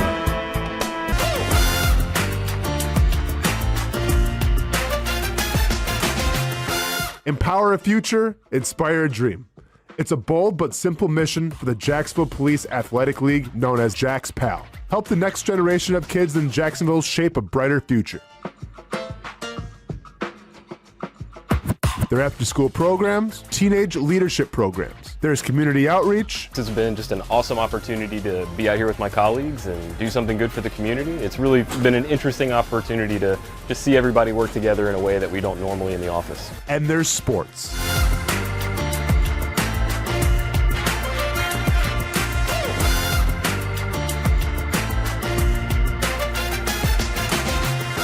There are also ways you can help the next generation with a donation of any kind.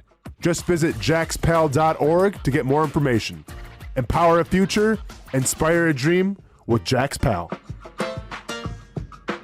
When it's time to get a new car for anyone in your family, just remember, nobody but Nimnick, the #1 Buick GMC dealer in Jacksonville. Get the latest price breaks on 2023 and 2024 models or the newest 2025 vehicles in the showroom on Phillips Highway, or shop online at nimnickbuickgmc.com 24 hours a day. GMC Sierras, Yukons, and the redesigned Acadias, or get the all-new redesigned line with Buicks. It's nobody but Nimnick, and part of the reason why is this is a first-class buying experience here at Nimnick Buick GMC. You're not just a customer, you're a friend. This is about getting a vehicle that best fits you and getting you on the road, and also helping you and your family down the road.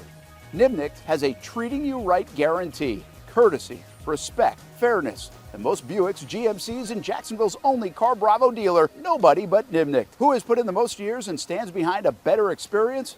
Nobody but Nimnick. GMC. We are professional grade. Welcome back to the Brent and Austen Show, streaming on the Action Sports Jax 24/7 network. There we go. The Marshawn's got his. Is that Kenneth Walker? I think it is. Yes. I say number 9. I couldn't tell if it was a 0 or an 8. MVP. First running back since 1998. That's crazy. Terrell Davis. Terrell Davis. I would not have guessed that. That's astonishing, really, that it would be that long. Seattle Seahawks Super Bowl champs, and deservedly so. They earned it. They were, to me, one of the best teams all season long. What a job Mike McDonald has done. That guy is just incredible. I still don't think people know who the heck he is. He's very unassuming, you know? Doesn't really have, like, a reason why people would talk about him a lot, other than he's a really good coach. That doesn't usually do the trick in today's world. Like, that's not enough. Did you see, Ty just texted me this, but I had already seen it. Did you see the whole Super Bowl logo for next year? Super Bowl 61? I've not seen it. Yeah, for a while, Jason Myers almost won MVP. You could argue. By the way, their special teams was unbelievable. Dixon, the punter. My favorite stat I kept repeating yesterday was they have one player that is the most highly paid player at their position in the NFL, Seattle, and it's the punter. He makes $4 million a year. He's the highest paid guy. He was awesome yesterday. And he was unbelievable. He was really good. And Glenn from is asking about Paul Allen. But the Seattle, that's a wild part about this. They're selling the team, right? Isn't that the rumor or the reports? Or I don't know that whole deal. There's something goofy about that. So the dad or whoever man, I don't know, owned the team. He died a while back. Okay. In between this Super Bowl and the last one. So he was alive for the last one. Okay. And either the daughter or the wife, I don't know who it was, Obviously, the lady accepted the trophy. She's owned the team since, and years ago, maybe a year or two ago, announced that she was planning to sell the team after this season. Okay. Like, hey, I'm going to keep the team for 2 more years, and then I'm going to put it up for sale. So it was also kind of a one last thing for the whole family was they're going out as champions and expected to sell. Pretty wild. That it really has nothing to do with the success of the team or anything like that. It's more age, from what I gathered. Okay. Well, the value went up probably. Yeah. What else? The Super Bowl logo. So I guess people look into the Super Bowl logo and say they can predict the teams that are going to be there. So people are like seeing Jags to me, baby. People are seeing the Eagles and the Broncos and the Chiefs and the Arizona Cardinals and the Jacksonville Jaguars. Where was the Super Bowl next year? In L.A.? L.A., yeah. To me, what I like about this logo, what I see, and again, everybody interprets things differently. I see the teal, but I also see like a wave. And I see like a Jaguar eye on the left. And all the way on the right, you could say the old logo of the Jags, like the throwback, the Prowler. I think people see some of that in it. So see what you want to see, which you do anyway, probably. Hear what you want to hear. But if you believe in this stuff, maybe the Jags have a chance. Maybe the NFL does it this way. So it doesn't predict. You can now have like there's 12 different teams yeah. that would fit this. I think this one's kind of goofy that people say this is what happens. But are you surprised? But I think the last 5 or something have worked out where the colors are actually represented. Yeah.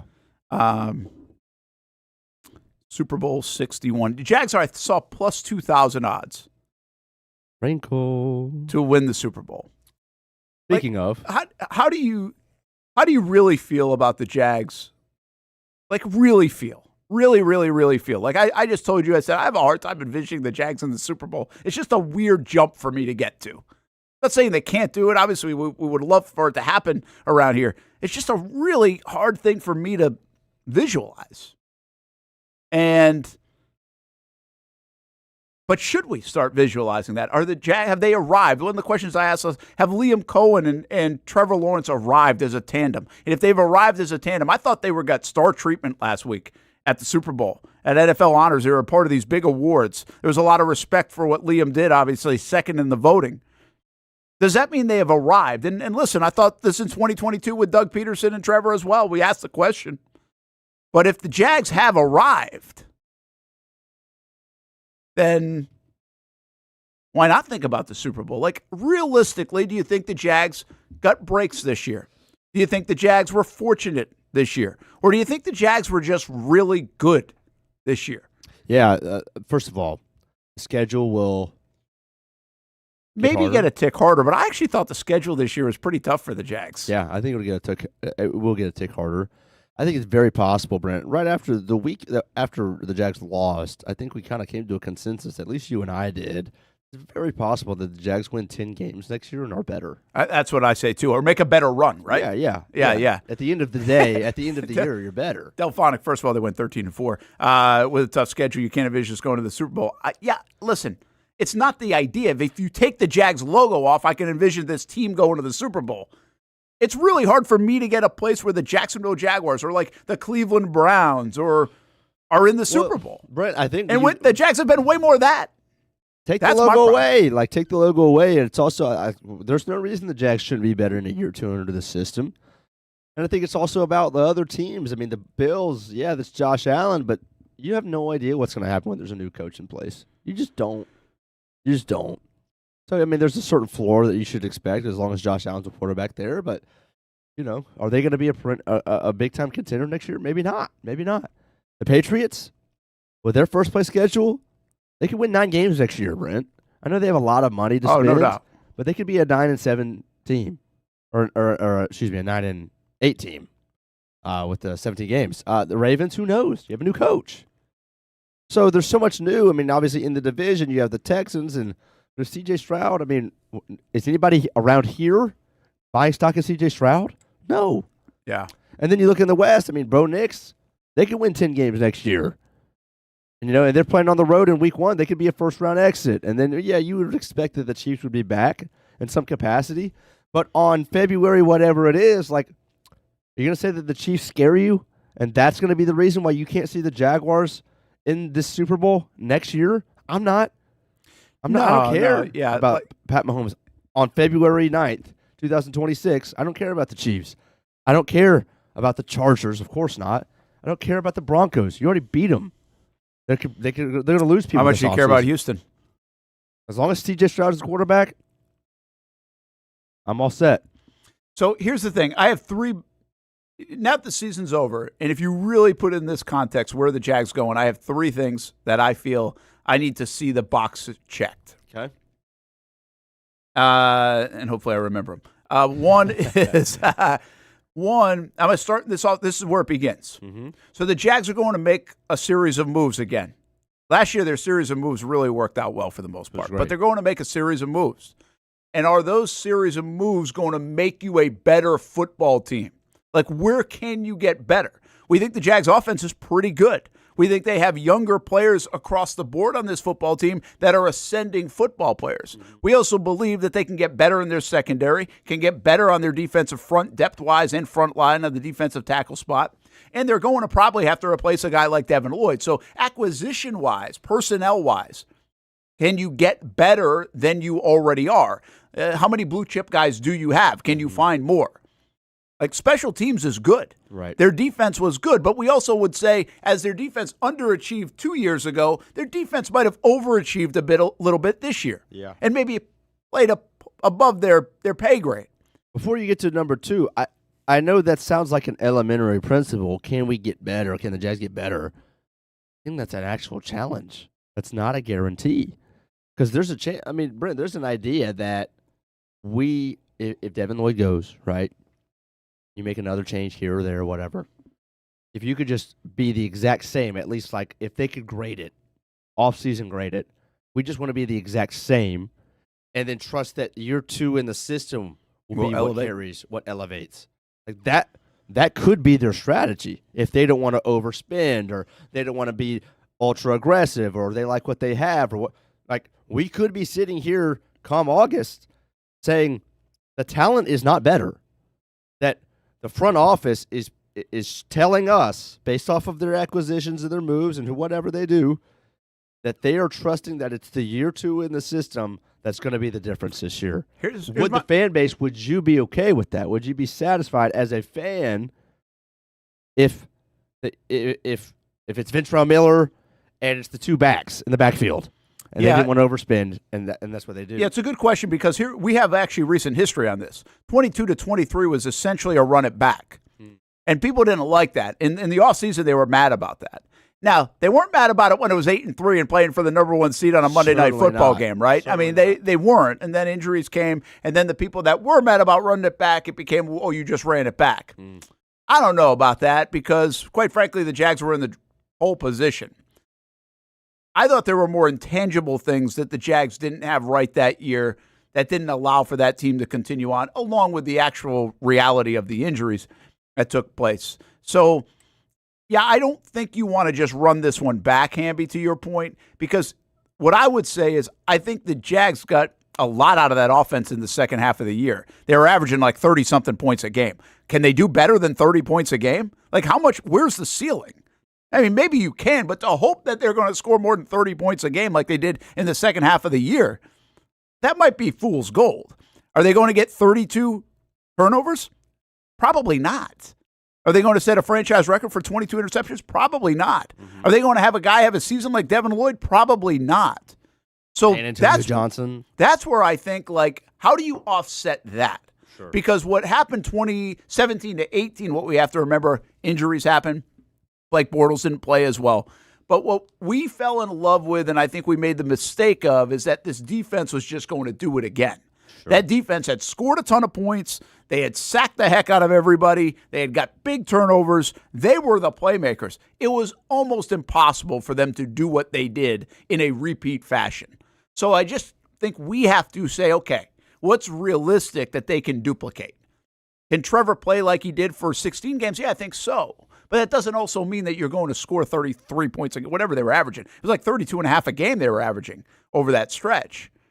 And I really think the defense, when you talk about that many turnovers, just like we knew they wouldn't have as few turnovers again, somewhere in the middle of that might work out. And where do those plays happen? So there's some of that. But my first thing is, okay, how do you – I think you have to be able to come into the year and say, we look better on paper, to answer your question. You think they have to? I think they have to. I think they have to say, we feel better as a football team on paper than we did at the end of last year. To me, you're relying on a lot of faith and a little blind faith if you're not saying that. Now, you might naturally say that because you have a healthy Travis Hunter year 2.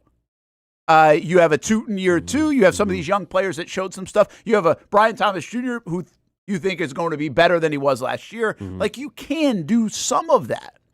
But I want to be able to concretely say in August or September when the ball kicks off, I feel like this team is a better football team.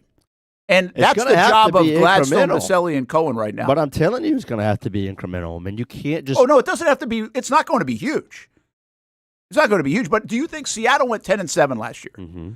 Seattle, when they lined up September of this year... Well, Brett, they have a new quarterback. Okay, well, Geno Smith had been playing really good. And quite frankly, Geno Smith and Sam Darnold were not that different of players. Geno Smith had been playing pretty good. So my point is, yes, they upgraded quarterback, but they also got your guy, Eamon Wari, who they felt was probably going to impact for them. Now, do the job he did, I don't know. But he was going to impact. And I don't know who else they got. But I'm just saying, if you go year over year, they were 10-7, good football team in a tough NFC. They didn't make the playoffs. Right. But they were able to say, they were 60-1 or something to win the Super Bowl, or 6,000 to 1, or whatever it was, to win the Super Bowl. Nobody thought all of a sudden this was this monster team. But Seattle probably said to themselves, John Schneider said to themselves, we feel like we are a better football team than we were the previous year, even though we were pretty good. That's what the Jags have to be able to say. That was incremental. And it ends up coming in leaps and bounds to some degree because Darnold plays maybe way better than Geno Smith would have played. And you get a lot out of that first-round pick, more than you even thought you could get. And maybe a Witherspoon plays better than he had ever played. You know, those things are going to happen that you can't predict. But my point is we should be able to line this thing on paper. But they did a lot. And say they're better. They did a lot in the offseason. What did they do? So they obviously they got Sam Darnold, Cooper Kupp. Although that's still their number 2 receiver, Brent. That's still a big move. They spent $50-some million. Did they spend that much on him? Isn't it 3 years for 50? By the way, most of the league thought he was washed. And then they go get DeMarcus Lawrence. Remember with that whole story about another old guy, by the way. But he was big for him. Okay, they got Ernest Jones. How much was DeMarcus Lawrence? You know, Ernest Jones, by the way, out of Ware County. Oh, is he? Yeah, White Cross. One Super Bowl Marcus with the Lawrence Rams. contract is 3 years, $32 million. So it's about 10 per. Let's see, Ernest. By the way, that is modest money for that position. It is, and Ernest Jones is 3 years, $33 million. And you're hoping these guys have something left in the, especially they signed Lawrence. Jaron Reed to an extension. What about? Did they get Leonard Williams just this past year? No, he was the year before. Delphonic, great move. So they got rid of DK Metcalf, yeah, and added Cooper Kupp. Sorry, that's not a plus on paper. Well, okay. That's not a plus on paper. But and they lost Lockett, too, moves. by the way. No, but again, this is what I'm asking. I'm just saying, you've got to be able to say, this is just step one. You've got to be able to say, you're better. You feel like you're better. Not just you hope that it's going to ascend. It's going to be year 2. The ball's going to bounce my way. You've got to be able to say, I think we are a better constructed football team. And some of that might not jump out to us, but some of it might really be like, hey, this is what we envisioned. This is what's going to work. This is going to make us tougher. This is going to help us because now we have 7 or 8 guys on that front instead of 5 or 6 guys on that front. Because teams that win Super Bowls, like the Eagles last year, Seattle this year, those teams have 7 or 8 guys along the front that you can rotate in and that dominate offensive lines. And I think we're starting to see a trend there going all the way back to the Giants of like 2008 or 2012 or something like that, that this happens. If you have that front that can really rotate, you have a huge advantage. Denver did that. Seattle, I think, had done that the first time around. The Giants did it twice. The Eagles did it. They had the best front in football last year, and it was really deep, remember? So you need that. So if we can say that about the Jags are better on their front, 7 or 8 deep than they are this year, I feel already that might be enough, because then you add Travis Hunter in the mix and you feel like you're better in the secondary. Yeah, but then what about Devin Lloyd? Well, that's going to be the piece that you're not going to say, I feel like somebody's going to play better than Devin played. I get that, but so then I could very easily say, okay, you upgraded that on the interior defensive line, and you subtracted on the linebacker. I would do that, though. I would take that. If I'm better up on the front, agree. but a little worse at linebacker, I can handle that. I agree, and I'm all for it. But I'm saying if we're saying that feels to me like we just have to net even. That's not a net even, though, is my point. You're saying it too, and I think everybody would agree. If you feel like you're better on the front but a little worse at linebacker, you'd take that right now. I would. Yeah, I would agree with you. That means you're better. That's a net win. In my opinion, that's a net win. I agree. And especially with Travis Hunter back, too. But I'm just saying, I guess what I'm trying to think, like from the optics of the fan base, if you add if you add a B+ defensive tackle, and you subtract Devin Lloyd, I don't know if that's going to line up what the fan base hears of you said you had to work from the ground up and tear it all up and work again. I don't think the fan base is going to see that. And again, I don't think they have the maneuverability to do that. Yeah, I wouldn't blame them at all. You're right about the fan base, but that's not where it comes into play, because if Seattle fan base probably were thinking we lost DK Metcalf and got Cooper Kupp, that's not a win, right? Right. But being able to do that because they did that, they were able to spend some of those dollars that they didn't spend on DK Metcalf and put them on the defensive side and got a lot deeper. That's what this isn't necessarily about the fans. I mean, it would be great for all of us to agree, but this really has to feel like when you ask them in a true, not in front of a microphone, if you really ask, do you feel like you're a better football team right now than you were at the end of last year? That's got to say yes. That's the point. The moral of the story is that has to say yes. You have to take an incremental step at the very least, because you probably won't take a huge step, and you do get Travis Hunter back, which means you get one of the best players on your football team back, and hopefully he stays healthy. Mm-hmm. So let me give you my other two things before. This was one of 3. Yeah, that was one of 3. Well, actually, and then one of yours. But so I think you have to be better. And so this is the Gladstone, Baselli, Cohen, scouting staff, everybody else. This is their time. This is the time to, how do you get this thing ticked up a notch to say we're even better? I think the trickiest thing to do, and we won't know this, is how do you get some of those guys out that you're going to lose? ETNs of the world, maybe the Lloyds of the world, you name it. But whatever you add fits the puzzle together like it did this year. Because one thing is, they did a hell of a job on the puzzle piece. The glue stuck, man. Like, that was super glue. Like, they had a good mix. And that is not easy. Everybody will say, oh, yeah, they'll go get a good guy, loves football, blah, blah, blah, blah. That ain't it. Like, it doesn't happen all the time. The chemistry of that, how that works, how that fits, you sometimes don't know that until, like, November. So that's like that intangible thing that we think Gladstone's really good at, but how do they get that? We thought when they lost Ingram and Kirk, that was damaging to that. It turns out it wasn't. Hats off. That's a heck of a job, because we were wrong. They were right. They need to be right on that part and figure that out. And, of course, some of that's culture that already exists, which might be good. Can you transition that into another year? And is it built now in that sense, the culture? Then the last one for me, and this isn't like Trevor has to do this or whatever. The last one is, how does Liam Cohen pivot to being the small market, no respect team to people talking nicely about them? Because it's going to be an offseason where people are going to think pretty highly of the Jacksonville Jaguars. At the least, they're going to pick them to win the division. They're going to pick them to win the division. I saw already a power poll. The Jags are number 7 in the power poll. Last year at this time, they were like 30. How is Liam Cohen going to adjust? What's his pivot? What's his move? He pushed all the right buttons this year. He's not going to have all the easy stuff at his disposal. Now, they were playing so well by the end of the year that they started to feel some of that, I think, when they beat Denver specifically. So he could kind of pivot. But now he's got an offseason of how do they handle being the team that people are chasing a little bit. Not fully chasing, but definitely more that than they don't even know you. and the lack of respect. Because the lack of respect card really worked, and it worked well. Worked way more than I thought it could for as long as it did. But the one thing that this team couldn't figure out from 22 to 23, from 17 to 18, is how to handle prosperity. They had a lot of guys back on those teams. Mm-hmm. They couldn't handle it. They couldn't make the pivot to where the Jags, we don't win, you're sleeping on us, to, hey, we're here now. We've arrived. That is a different mentality. That is a different thing to handle. I think guys like Trevor Lawrence can handle it because he's always been in that spot, really, for most of his playing career. The other stuff has been new to him. The sleeping part has been new to him. But how about everybody else?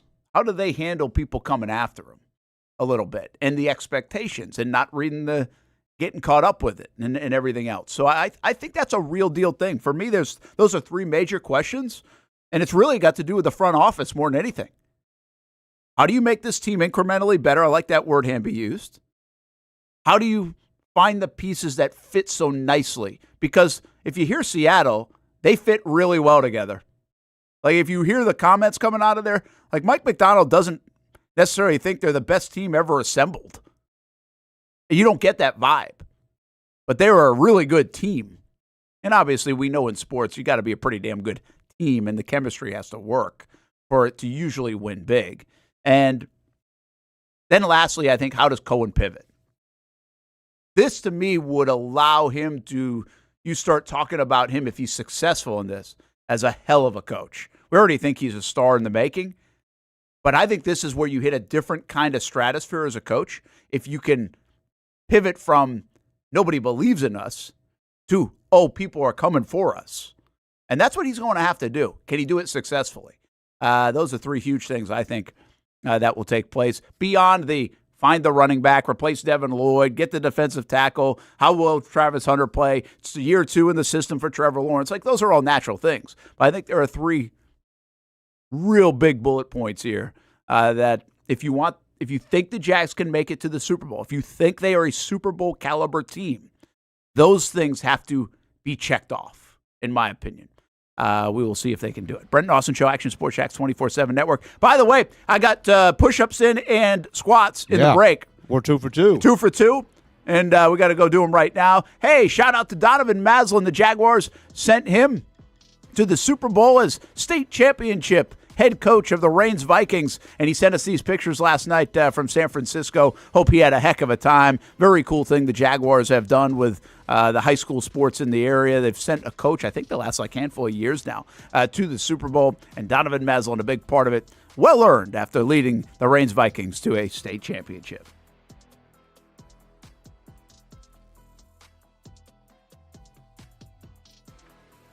If you don't see a pit, it ain't legit. When you hear that, you think Bono's Pit Barbecue, a staple in Northeast Florida now for 75 years. A place that feels like home with friendly service, a meeting place for friends, family, or business occasions. On the menu, the corn nuggets are a favorite in our house, but there's something for everyone. Sandwiches, platters, salads, sides, desserts, and family feasts. You see Bono's all over the place in Northeast Florida. You know, there are almost 20 locations in the Jacksonville area now, so stop on by, sit down, and dine in with Bono's. You can also take it to go. There are drive-thrus in many of the locations, and they have delivery options too. Just download the Bono's app to make things easy. I signed up for the loyalty program, and you can too, to get special offers. If Jacksonville is home, few things feel more Jacksonville than Bono's Pit Barbecue. Celebrate 75 years and many more to come. Bono's Pit Barbecue. If you don't see a pit, it ain't legit.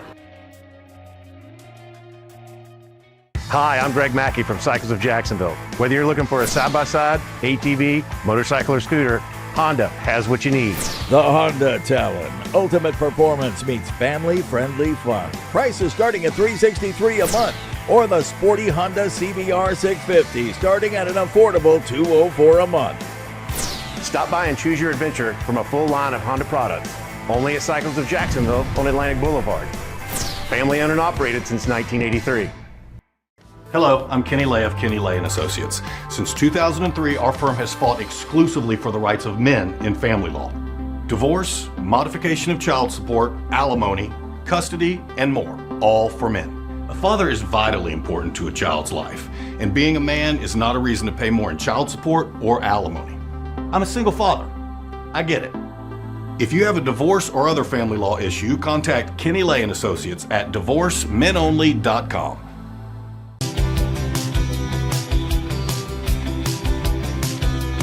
Welcome inside the Armor Guard exterior and gutter helmet showroom. There's a lot going on, like glass exteriors, replacement windows, and down there we have the retractable screens and awnings, plus hurricane protection. Let's talk more about those gutters, and to do that, we bring in Kevin. He's the owner, he's the expert. Why Gutter Helmet? Well, Gutter Helmet is truly the only maintenance-free product. It lets the trash and debris go on the ground, the water wraps around and goes inside.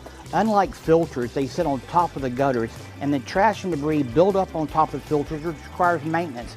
With Gutter Helmet, we're going to keep you off the ladder, the most dangerous thing in your garage. With Gutter Helmet, you'll never clean your gutters again. So get off the ladder and put on the helmet. Gutter Helmet. Get a free estimate at gutterhelmetofnorthflorida.com. You can also call 904-762-7779 or visit the showroom on St. John's Bluff Road in Jacksonville. In this video, I'm going to show you how to easily access Action News Jax Now using your Roku device. First, launch Roku. Next, use the menu list to scroll down to the search feature. Then, use the remote to enter Action News Jax into the search bar, and then click Action News Jax thumbnail. Once you see this screen, go ahead and select Add App. Wait a few seconds for it to install. Once it finishes installing, press the star button on your remote and click on Move App or Move App to the top. Finally, select the app back on your home screen to open it. Now you can watch all the great content on Action News Jax Now. Live daily breaking news. We have breaking news happening right now in Clay County. First alert weather and traffic. Looks like we have a tornado warning. Let's take a look at that. Action Sports Jax 24/7. We've got the Brent and Austen Show daily, live sporting events, and long-form interviews you can't see anywhere else. And shows like Law and Crime and much more. And that's how you access Action News Jax Now using your Roku device. Most of us know how to throw.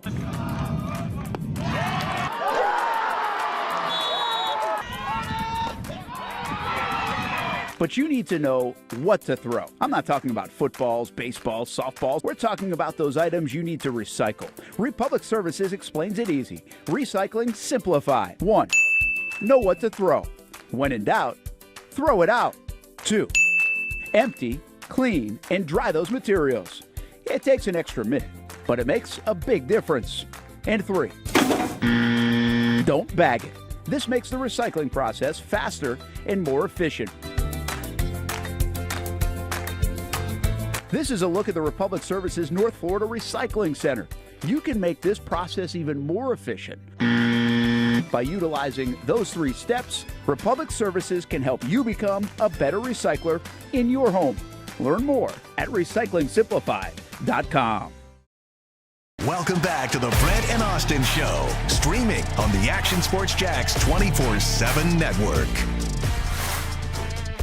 There we go. We got Super Bowl 59's prop sheet that we copied off of and used them for yesterday. And how did we do? So if you missed it on Friday, we did an hour of props and really just bets. Why not, right? And I tell you, the one thing about like Hamby, when you do this kind of stuff, Hamby, he's convicted on some of it. I appreciate the conviction. Like, I've put plenty of wager on things, and I'm never convicted I'm going to win, you know? But when you're super confident, I was playing golf yesterday with one of Ty's buddies, and he's like, he hits the ball pretty well, and he's like on the 13th hole, and I think we were talking about, someone brought up all the prop bets and other bets and everything like that, and he hits one like into the houses to the left, and he's like, I can't even think right now. All I'm thinking about is all the bets I'm going to make. And I'm like, he's like, and so somewhere in that conversation, he's like, I like everything. I like them all. I'm like, how do you like all the bets? Yeah, like, how's that possible? You can't like them all. You can't. And I'm telling you, man, your age group and these guys, like there's stuff I've never even heard of. It's not just like DraftKings and Hard Rock and like this kid was throwing out like a new one. I think it's called like Onyx or something like that. Have you heard of that? Never heard of it. I'm out on all those. I think that's what it's called, but I think like the younger guys, you can get like some of the free bets on there. Oh, is that it? Well, or at least like people give you incentive, Sure, yeah, right? of So course. like DraftKings had one going, didn't they? It was like $5 if you win the bet, you get $300. I think I saw that one advertised. I don't know. I think I saw that advertised, but I guess if you like lock into all those different things, Yeah. like you could probably have a lot of free money at your Sure, disposal. yeah, of course. But it's like signing up for a credit card, man. You get like the free shirt, and then you got all these different ones, and they're going to get you on the back end somewhere. You feel like, No doubt. But anyway, $1.7 billion bet on the Super Bowl. Apparently, that was the prediction. Yeah, I'm sure we'll see a final number at some point today. And let's go down. Let's see how we did. So first of all, we put $50 on like the main bets. Yeah, so those are not on the sheet. So I'll go ahead and run those down. And then we put $5 on the prop bets. And by the way, this was fake money. We didn't do it. And then you had a $1,000 bet. Yeah, let me just show that real quick before we open this up, because I regret to inform you that I don't think Collinsworth said it. Now, he might have. I don't remember him saying it because I was kind of listening for it, but I wasn't. don't know for a fact. Honestly, you would think if I had that much money on the line. But I don't know if he said Mahomes' name or not. This is the thing I've always said about the props. Where do you get the answers? Somebody should make the national anthem was 1 minute and 56 seconds, and it was that's on my time. I timed it on my phone. You timed it on your phone, so that's not official. That's my point. No, that was because here's the thing. He played like 4 or 5 seconds worth of chords to open it up. He did. I don't know if that counts. I was thinking at the end, when does it stop? When the last musical note, or is it when his last word is sung? Yeah. Or last word. So I don't know. There's probably somewhere that does monitor this. Yes. But you would think, like, who is the decision maker, and is it each book different? I'm sure. Put that back up real quick though. So you did. We got crushed. Hey, I told you do not tail. I put up the caution signs. So if you tailed me, no pass from the 1 yard line. Okay, I made $10 on that, and I lost everything else. I told you to go under. I didn't like the over on the highlights. Did they even show? I don't know. You know, the other reason we should have thought about the over under on the highlights is there might be an NFL like restriction to that. Oh, especially if it wasn't an NBC game. And Brent, that's one of the things you're supposed to. But again, I didn't like the over on that anyway. I liked it one time and that's it. Collinsworth, we don't think he mentioned it. Color of the Gatorade ended up being yellow, right? Yeah. Sam Darnold MVP. Listen, that's a good bet. So I don't think your bets were bad. I didn't love the highlight one, but yeah, it didn't work. But in real life, I crushed. Oh, you did? So I said, everybody, hey, over 5.5, or excuse me, spread minus 5.5. You bumped it because it was 4.5. It was 4.5. I made it 5.5. And second half, over 20.5 points. Well, there were 30 points in the fourth quarter alone.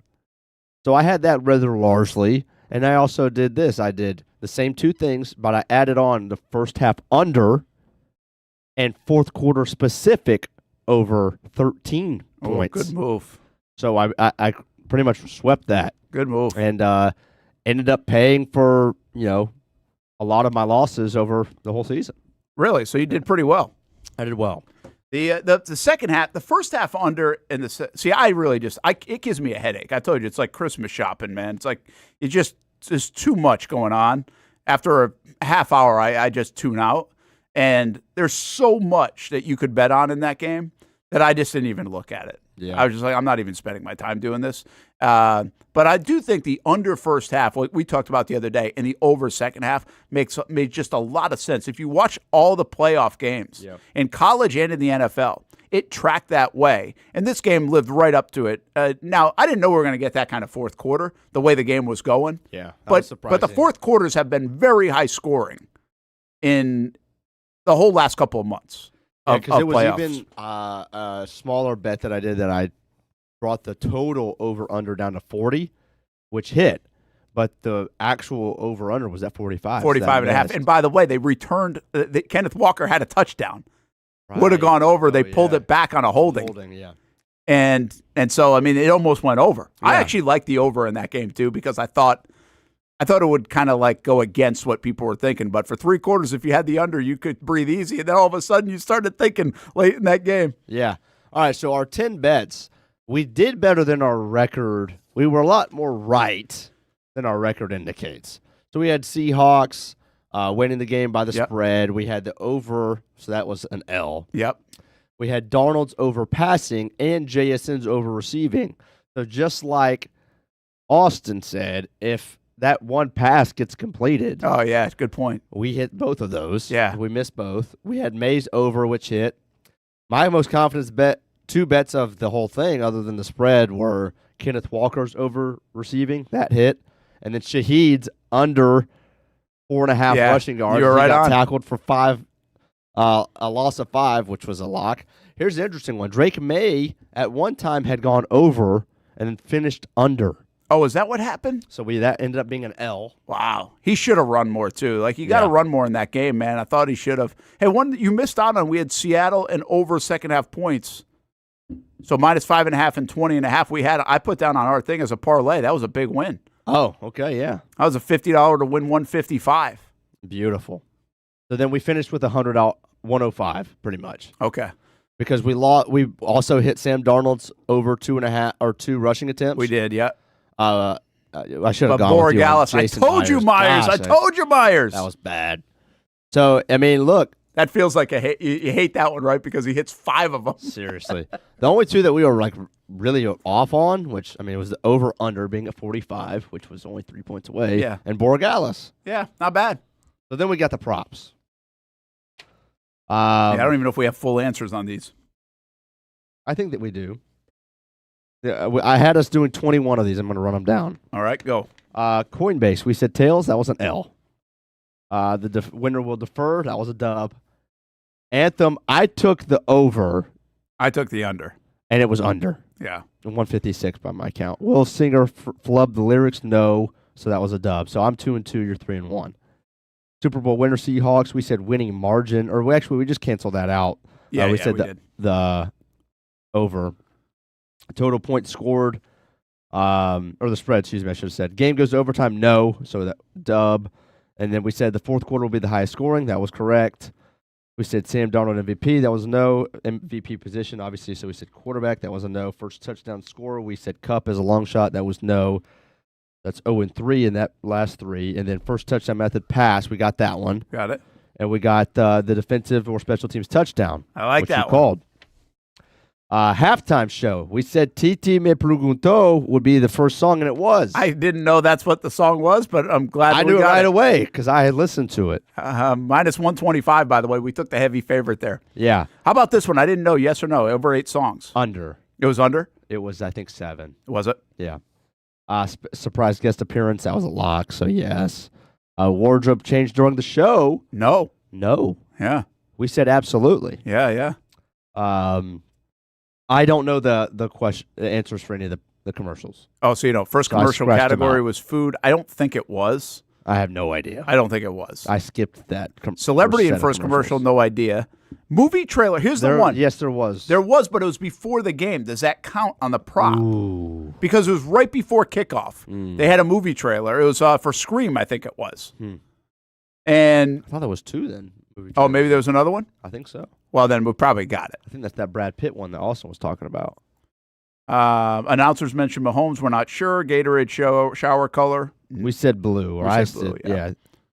First person thanked an MVP speech. God was correct. It was? Yes, because they interviewed Kenneth Walker and all those guys on the field. But then they didn't. And he said, McDonald, I want to thank my coach. But then when they handed him the MVP, he thanked the Lord. So, interesting. That was a dub. Interesting. And then I'm going to this. That was a heavy favorite, by the way. Yeah, we said no, and that was correct. By my count, we were 11-10. All right. So, but you had one more than I did, so you were 12-9. So really, our net winnings were probably like $100 because of really your parlay you made at -5.5 and 20.5 over in the second half. Yeah. So there you go. Oh yeah, Minions too. Oh, Minions. That might have been in the third. No, I think it was earlier than that. Was it? Okay. Had to be in the first half. But we think the movie thing happened. Yeah. Glenn says Hammy needs an intervention. Glenn, Hammy ain't the only one that needs an intervention. And it's not me. I'm saying just about everybody around his age needs an intervention when it comes to. I I was doing I don't know how you bets all season, Glenn. I'm fine. I just don't know how you can put that much time and effort into it. I didn't. Well, maybe not you, but a lot of people are. Oh, yeah. That's a lot of time. Like, if you want to do it right, you got to really put a lot of time in. Yeah, I just be throwing stuff. I just start throwing darts. Yeah. And then lose. Got on a heater at one point, then lost, then got out. So I really didn't do much. It's easy for me to deposit. It's hard to withdraw. It's really hard to withdraw. No, not like I tried this morning. They said I couldn't do it the same way. I had to do it some other method. And I was like, all right, whatever. I'll just keep it in there until you're screwed. Don't just keep it in there. Get it out of there. Wow. Get it out of there. Get it out of there. Put it in an investment account and see what it turns into. That would be fun. See that? How about that? The investment account is going to be Dogs money line against Florida on Wednesday. Basketball. Is that at Georgia? Yeah. The Mandalorian, Grogu, the Super Mario Galaxy movie seems they were all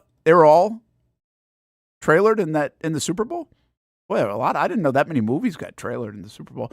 We were talking yesterday, like Major League Baseball should, or somebody texted Dan and said Major League Baseball should buy an ad and say baseball season starts now. That's a great idea. That actually is a good idea. Great idea. Right? Yeah, really good idea. Pitchers and catchers report to Brave Spring training today. Do they really? Your baseball season starts today. Yeah, baby. How about that? High school baseball starts today. High school baseball starts today. That's unbelievable. At UC. Got a big win on Saturday in the preseason. Against the alma mater, Providence. That was fun. Was that intense at all or what? Probably not for them, but it was for me. It meant something to me. I mean, I used to coach all those kids in middle school 4 years ago. All right. So I knew every one of them. And obviously with travel ball now, our kids play their kids. They all play together. And obviously we have a great relationship with the coaches over there. And most of them were there when I was there. My buddies now since joined the coaching staff over there. I didn't realize the Ryan Walsh kid went to Trinity too. Dude. That's crazy. We did a little bit last night. I mean, that Trinity Christian, we'll probably talk about on no gate fees. I mean, but talent-wise, I did this years ago, and I got in trouble for it when I said Bartram Trail at one time had 17 on their team, however many years ago, had 17 college commits. And I thought they had like 8 or 9 or whatever D1 guys. This Trinity team, and when I said, I was like, is this the best collection of talent? You know, and harder to do in projecting it than it is in hindsight. But I got a lot of like lip back that you weren't here in the 90s or 80s and 90s for Sandalwood and the talent they had, 2 first rounders, like all this stuff. I was like, I get it. I respect that. Like, I'm just saying, did they have 17 people on those teams? Like, probably not. Now the same can be asked about this Trinity team. Trinity has 10 D1 guys, 8 Power 4 guys on this roster. Dudes on a bench that are going D1. It's amazing. Unbelievable. And by the way, like Florida, LSU, Alabama, Virginia Tech, Ole Miss. And then on top, then it's Davidson and UNF. And UNF. So, I mean, it's unbelievable. That's unbelievable. But I didn't realize, I must have missed the whole Ryan Walsh kid went over. He's a good pitcher. And went from Providence to Trinity, and again, that happens too. Which Brett Myers was Inglewood, by the way, Glenn. So anyway, baseball season starts. So good luck to everybody out there. We will have no gate fees that will start next week. Yes, next Wednesday. And we're also going to have Where's Home podcast for Chandler Dantzler and Noah. They're going to do some. So we're going to actually have a couple of shows. And that starts, I think, this week. I got to double check on that one, where we're putting that exactly, when those guys are starting it. But we'll have a couple of weekly baseball. We'll do baseball and softball and get into some topics every Wednesday. We think we're going to go at 1 o'clock with no gate fees and also have our committed to the uncommitteds and everything else. One cool thing about signing day last week, we saw a bunch of our committed to the uncommitteds that we highlighted on the fall got found homes to play. And in fact, I want to make that list and we'll put it out there. But pretty cool. We'll still have a scholarship winner from that coming up in the next few weeks $2,500 scholarship from football season, courtesy of Nimnik Buick GMC. Let's get on time and take a break. We have been doing our push-ups and squats, by the way, in break, so we're on a path. One more baseball note. Marcell Ozuna, thank you for your time. Signed a one-year deal with the Pirates this morning for $12 million. Braves decided it wasn't worth it, but he won a world title with them. So $12 million seems pretty cheap. Yeah. But Ozuna also had a lot of issues, right? You're talking about off the field? Yeah. Those are in the past. Like, those were years ago. So that had no reason, no bearings on this current contract. It's just that he's old and hit 220 last year. Is that it? Yeah, he's like 36. Is he that old? Wow. Yeah. All the way back with Miami, within St. Louis. Yeah, because he was Ozuna. It was Ozuna, Yelich, and Stanton, right? Yeah. That they got rid of? Yep. And that was Ozuna in, like, the prime. Yeah. And then ended up going to... he hit 232 last year. I mean, he's 35 years old. Did you see the Reds got Suarez? Yeah. Hey, we'll probably trade for Ozuna again and come mid-July. Yeah.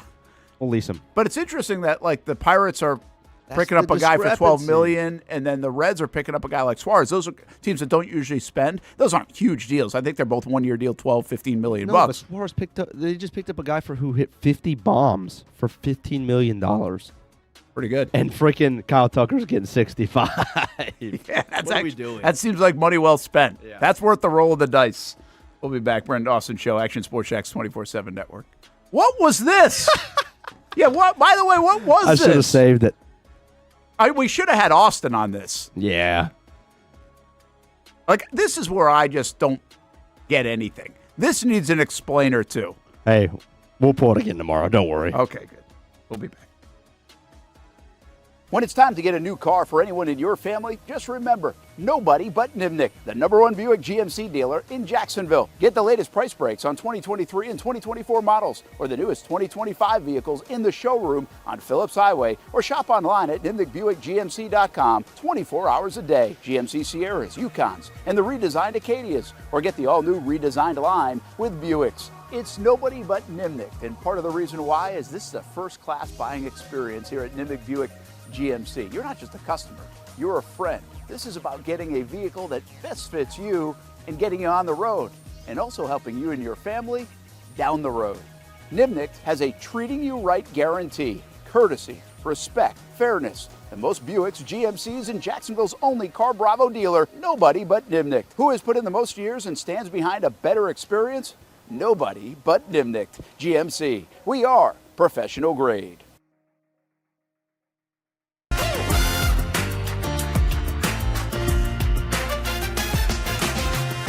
Empower a future, inspire a dream. It's a bold but simple mission for the Jacksonville Police Athletic League known as Jax PAL. Help the next generation of kids in Jacksonville shape a brighter future. Their after-school programs, teenage leadership programs. There's community outreach. This has been just an awesome opportunity to be out here with my colleagues and do something good for the community. It's really been an interesting opportunity to just see everybody work together in a way that we don't normally in the office. And there's sports.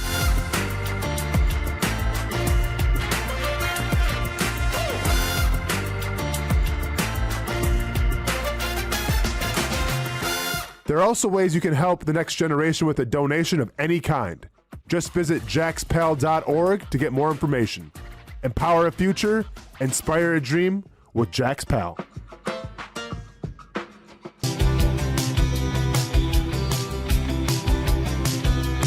Welcome inside the Armor Guard exterior and gutter helmet showroom. There's a lot going on, like glass exteriors, replacement windows, and down there we have the retractable screens and awnings, plus hurricane protection.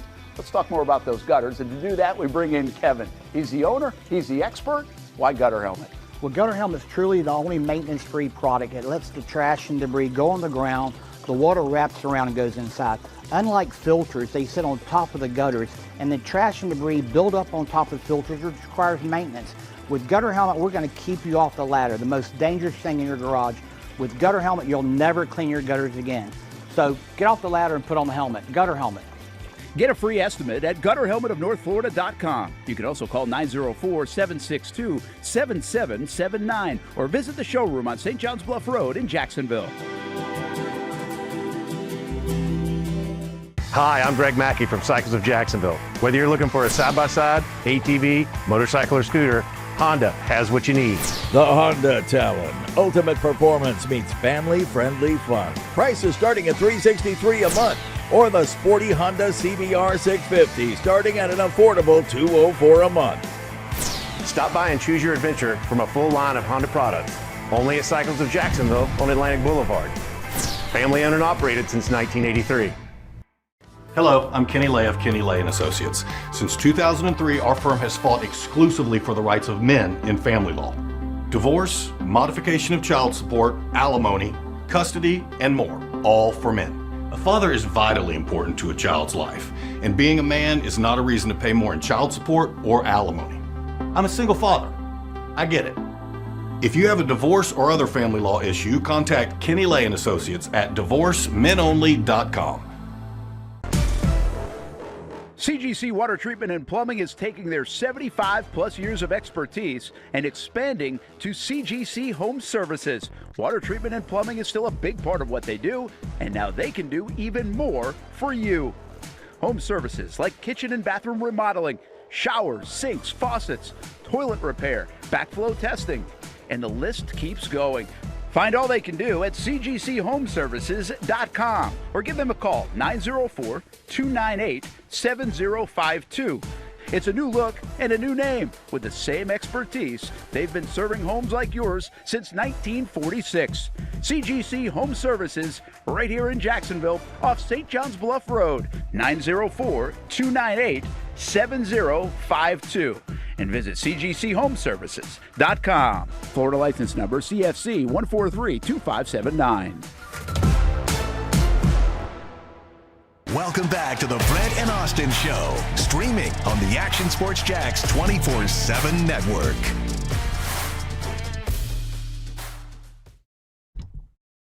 Oh, some cool graphics they got going, huh? For Sam Darnold. He looks really skinny in this one. They had to fit him in. Maybe this is you had to stretch it out. I don't know. Some of both. All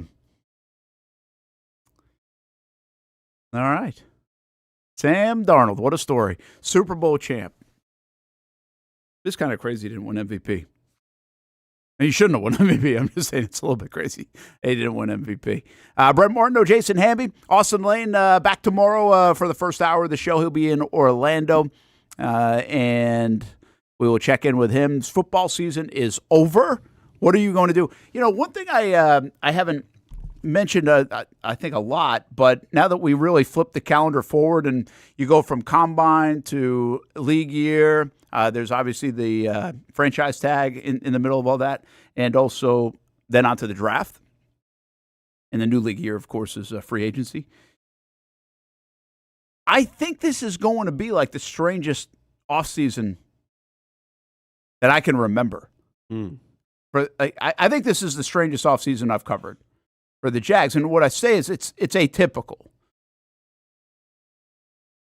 Like, what are you looking forward to? Yeah.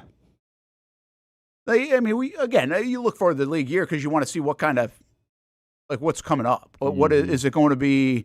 Are they going to try to keep Devin Lloyd? Are they going to franchise tag Travis Etienne? Oh, no, what if they don't? That's the emotion that comes with that. Who are they getting instead? They'll sign some free agents. But if you really think about what the Jags are going to do here, from a looking forward to standpoint, let's be real. They're probably going to lose Etienne and Devin Lloyd. That's not fun. They're going to probably not spend a lot of money in free agency. They've got some to spend. They're not going to spend a ton. They're going to go spend $200 million. March around here has been fun at times. It's like the actual season. And then on top of that, they don't have a first-round draft pick. So, I mean, Hamby, is there anything you're really looking forward to now that the football season ends and these things start to happen? And, I mean, I guess in a weird way, and I don't usually look forward to this, it's kind of when the Jags get back after it. It was a fun football team to follow. It was a fun football team to be around. Yeah. I think for the first time, like, I'll have this feeling like I'm excited for it to even get going in April and to be around this football team to kind of get a feel for, can they take the next step? Like, are we covering a team that is good and you kind of know it? And again, there's 17 to 18 in that. There's 22 to 23 in that. But even there, heck, you had first-round draft picks to look forward to. Yeah, there's really not a lot to look forward to. Yeah, I don't get excited about number 56th overall pick. Sorry. Right. I think the thing I'm honestly looking forward to most is the first video I get to see of Travis Hunter catching a pass or That's doing a good something. call. That's actually a really good call. And it might be 6 months away. Well, it might be at least June away. Yes, and as far as we actually get the video, because that would mean he's back in the building, or else we see it on YouTube or whatever. Who knows? Well, if Travis Hunter does go out to take a rep, we'll see it. They're going to push it out. I hope so. They're definitely. Yeah, I think that would be the thing. Like I said, I will be treating Travis Hunter as if the Jags got to take him at number whatever they would be, 23rd overall. I'll be treating it like that all offseason. All offseason, I will just keep reminding myself every time we talk offseason and that we don't have a first-round pick and that we don't have a lot of money to spend and all this stuff. Well, we get to take Travis Hunter at the 23rd overall pick. That's going to be my mindset. Okay, so that's interesting. I feel like I like what Logan says here, and I'll get back to it in a moment. But isn't there a part of you that we just went through this whole thing with Travis Hunter, that the hype train was huge and it didn't really deliver? And it doesn't mean I think he's a bad player and it's not going to work. It's just like it didn't deliver. We talked about it. He played, and quite frankly, the playing was just okay for really a good portion of the time that he played. And then the last game he played in, it was like, oh, okay. Yeah. He looks like he might be the best player on the football field for these guys. And that was in a bad stretch for the Jags, too. But then he gets hurt, so we don't see it again. So, what he left us with was dangling because, hey, that game started to showcase. But I'm a little bit afraid of hyping that train up too much. You know what I'm saying? I think you should be excited about getting a really good football player you think coming back and hopefully healthy, and especially if you identify maybe a little bit more where he's going to play. We think defense. But I also am not going to get overly excited about a guy I really don't know enough about yet. Or at least I caution myself to. I don't know if the fan base will or not. And that's why you treat him like the first round 23rd overall pick. I mean, you don't have gigantic or 24th, because that's where the Browns are selecting. Yeah. You don't have gigantic expectations for that guy necessarily. I mean, that you have pretty high. It's a first round pick, but it's the 24th. It's not the second. I know he was the second, so he'll always be, that'll be the standard and all that stuff, and it should. I'm saying for this offseason specifically, when I look at everything else that the Jaguars don't have, holy cow, I'm going to be like, holy cow, they got to take Travis Hunter, number 24 overall. What a steal. Let's go. I don't see anything wrong with that. Yeah, it's an okay look at it. I mean, Delphonic just said, I know this isn't supposed to be an unbelievable draft. I get all that. I'm fine with the capital. This isn't a conversation. I've heard that for 3 straight years. This isn't really a conversation that I think they made a mistake and all that. I just think it's still wait and see. It's wait and see how they use him. It's wait and see. I can't get overly excited about it. I think the Jags did their best work without him this last season. Yeah, so you're free rolling, Brent. Yeah, you're free rolling. In a sense. Because you played better without him. But the reality is I can't get excited. I'll give you this, now it's okay? like, he can only add.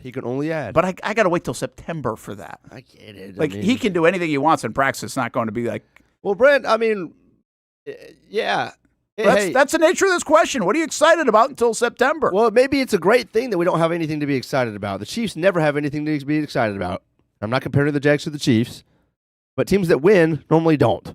So, hey, welcome to that. Yeah, that's fine. That's an okay thing.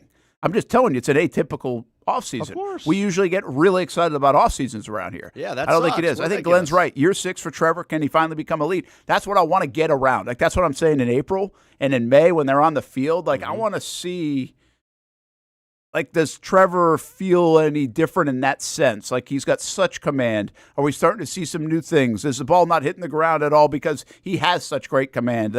Parker Washington just looks like a guy you're going to trust to do this all the time. Brian Thomas Jr. looks okay, right? But Logan, I think it was, brought up a question in the chat, or at least a thought in the chat. I want to see what kind of trades they make. And I think Daniel might have just said, DTN being extended, what kind of trades does Gladstone make? Who's doing off-season programs, working out together? All right, nobody gets excited about off-season programs and working out together. Come on. They're going to go to, like, Bahamas again. I got to give him credit. He's asked in the chat maybe like 2 or 3 times in the last month. Like, where are they going? Yeah. Like, hey, do we know where they're working out together? Are they on vacation? I need a higher bar for you, Daniel. I need a higher bar for you. I want they all work out together. Everybody does that stuff. They're going to be Episcopal, throwing the passes. He wants Jamaica or somewhere like that. Like but I think Logan and Daniel both bring up something that's interesting. What are they going to do that surprises us? What are they going? Is there a trade that does get made? Do they make a trade? And you feel like with this group, they don't sit on their hands. So you kind of get the sense that something is going to happen. Something's coming down right? the pipeline. And I'm not telling you it's imminent. I don't feel like, wow, like wait until you see this. You've heard, if you really put your ear down, you can hear some rumblings like, hey, there'll be some surprising things that happen. I just do wonder their level of surprise versus my level of surprise might be on a different level. So, yeah, I think this is I think we're going to get something that we don't fully anticipate because I think that's the regime. I can't tell you that this time last year I was thinking they were going to trade up for Travis Hunter at number 2, right? Yeah. So, yeah, Steven, I think you're going to get your wish that it's not the same old Jags. I think we got that wish this year, and I also feel like this offseason, I think every offseason will continually get something that feels like, oh, that was different. And I think it's just the way these guys act. I think it's a different view, and we have to get used to that, the way they operate. And to be honest with you, it's a weird type of thing, but I look forward to Gladstone's time because I think we're still figuring him out. I don't think we fully know him. I think last year was a very short turnaround for him when he got the job. Like, still hadn't had the job by now. Got the job on like February 21st, I want to say it was. And then had to flip right into combine mode and everything else. And it was still a wild offseason, right? So what does he do with all this thinking? He's had the last month to think about the season. He's had to watch the playoffs. What are they missing?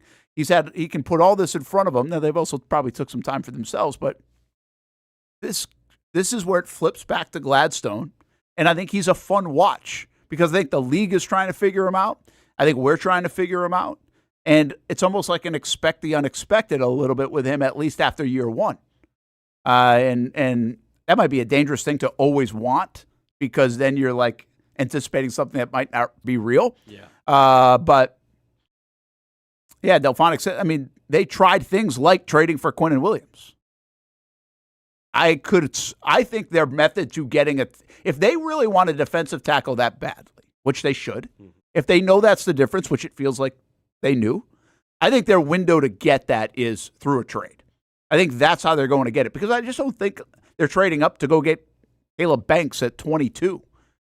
I don't know if there's I hope not. I don't know if there's a guy worth it to give up the capital. 32 is different. That would be different than picking another guy at 54 or 56, wherever they are. So I really think if they want to get good at that spot, they got to go make a trade. I think of a guy like Seiler down in Miami or something like that. That would make a lot of sense if it can make sense from a compensation standpoint. So, I think John Franklin Meyer. I think something will happen. But Robert says, Devin Lloyd, we turned into Miles Jack when he got that second contract. Devin is a product of Coach Camp. Oh, he will turn into. Yeah, listen, Devin Lloyd probably just had a career year. But it also can mean he can be a really good player for the next 4 or 5 years. That's fair to say. I don't think he's just like a one-year wonder. I don't like doing that. I think he's a talented guy, so I think he'll take this momentum and play well, but probably going to play well for another team, not here in Jacksonville. All right, hey, that'll do it for a Monday. Thanks for hanging out with us. Brent and Austen Show, Action Sports Jax 24/7 Network. Tomorrow, we've got the show. Austen will be on for about an hour from Orlando. I'll be here. Hamby will be here. Talent Talk, we're going to go over to the new baseball field at UNF at 2 o'clock tomorrow. So we'll have the show live on location from the University of North Florida. We got our push-ups and squats in. Hope you did too during the break. 10 and 10, folks. That's what we're doing now. We started it today. We're going to keep a streak going.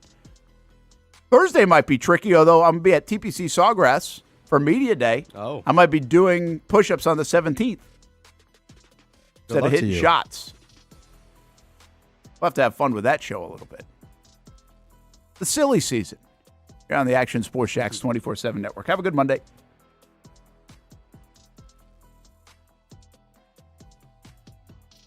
When it's time to get a new car for anyone in your family, just remember, nobody but Nimnick, the #1 Buick GMC dealer in Jacksonville. Get the latest price breaks on 2023 and 2024 models or the newest 2025 vehicles in the showroom on Phillips Highway or shop online at nimnickbuickgmc.com 24 hours a day. GMC Sierras, Yukons, and the redesigned Acadias, or get the all-new redesigned line with Buicks. It's nobody but Nimnick, and part of the reason why is this is a first-class buying experience here at Nimnick Buick GMC. You're not just a customer, you're a friend. This is about getting a vehicle that best fits you and getting you on the road, and also helping you and your family down the road. Nimnick has a treating you right guarantee, courtesy, respect, fairness, and most Buicks, GMCs, and Jacksonville's only Car Bravo dealer, nobody but Nimnick. Who has put in the most years and stands behind a better experience? Nobody but Nimnick. GMC, we are professional grade.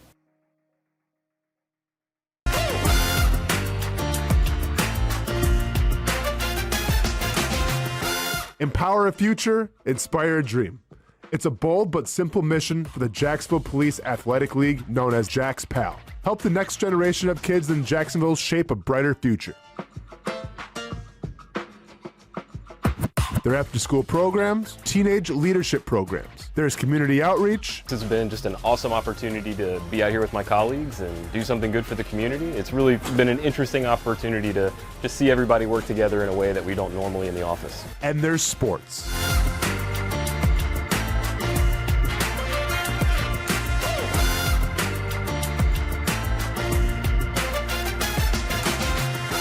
There are also ways you can help the next generation with a donation of any kind. Just visit jaxpal.org to get more information. Empower a future, inspire a dream with Jax PAL.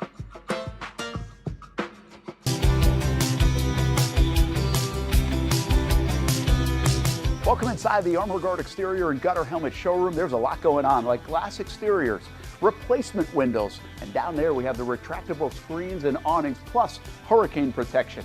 Let's talk more about those gutters, and to do that, we bring in Kevin. He's the owner, he's the expert. Why Gutter Helmet? Well, Gutter Helmet is truly the only maintenance-free product. It lets the trash and debris go on the ground, the water wraps around and goes inside. Unlike filters, they sit on top of the gutters, and the trash and debris build up on top of filters, which requires maintenance. With Gutter Helmet, we're going to keep you off the ladder, the most dangerous thing in your garage. With Gutter Helmet, you'll never clean your gutters again. So get off the ladder and put on the helmet. Gutter Helmet. Get a free estimate at gutterhelmetofnorthflorida.com. You can also call 904-762-7779 or visit the showroom on St. John's Bluff Road in Jacksonville. Hi, I'm Greg Mackey from Cycles of Jacksonville. Whether you're looking for a side-by-side, ATV, motorcycle, or scooter, Honda has what you need. The Honda Talon. Ultimate performance meets family-friendly fun. Prices starting at $363 a month. Or the sporty Honda CBR 650 starting at an affordable $204 a month. Stop by and choose your adventure from a full line of Honda products. Only at Cycles of Jacksonville on Atlantic Boulevard. Family owned and operated since 1983.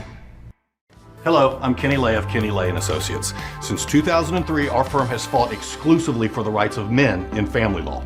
Divorce, modification of child support, alimony, custody, and more, all for men. A father is vitally important to a child's life, and being a man is not a reason to pay more in child support or alimony. I'm a single father. I get it. If you have a divorce or other family law issue, contact Kenny Lay & Associates at divorcemenonly.com.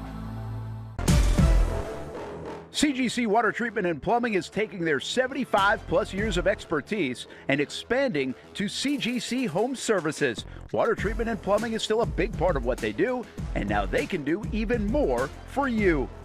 Home services like kitchen and bathroom remodeling, showers, sinks, faucets, toilet repair, backflow testing, and the list keeps going. Find all they can do at cgchomeservices.com or give them a call, 904-298-7052. It's a new look and a new name with the same expertise. They've been serving homes like yours since 1946.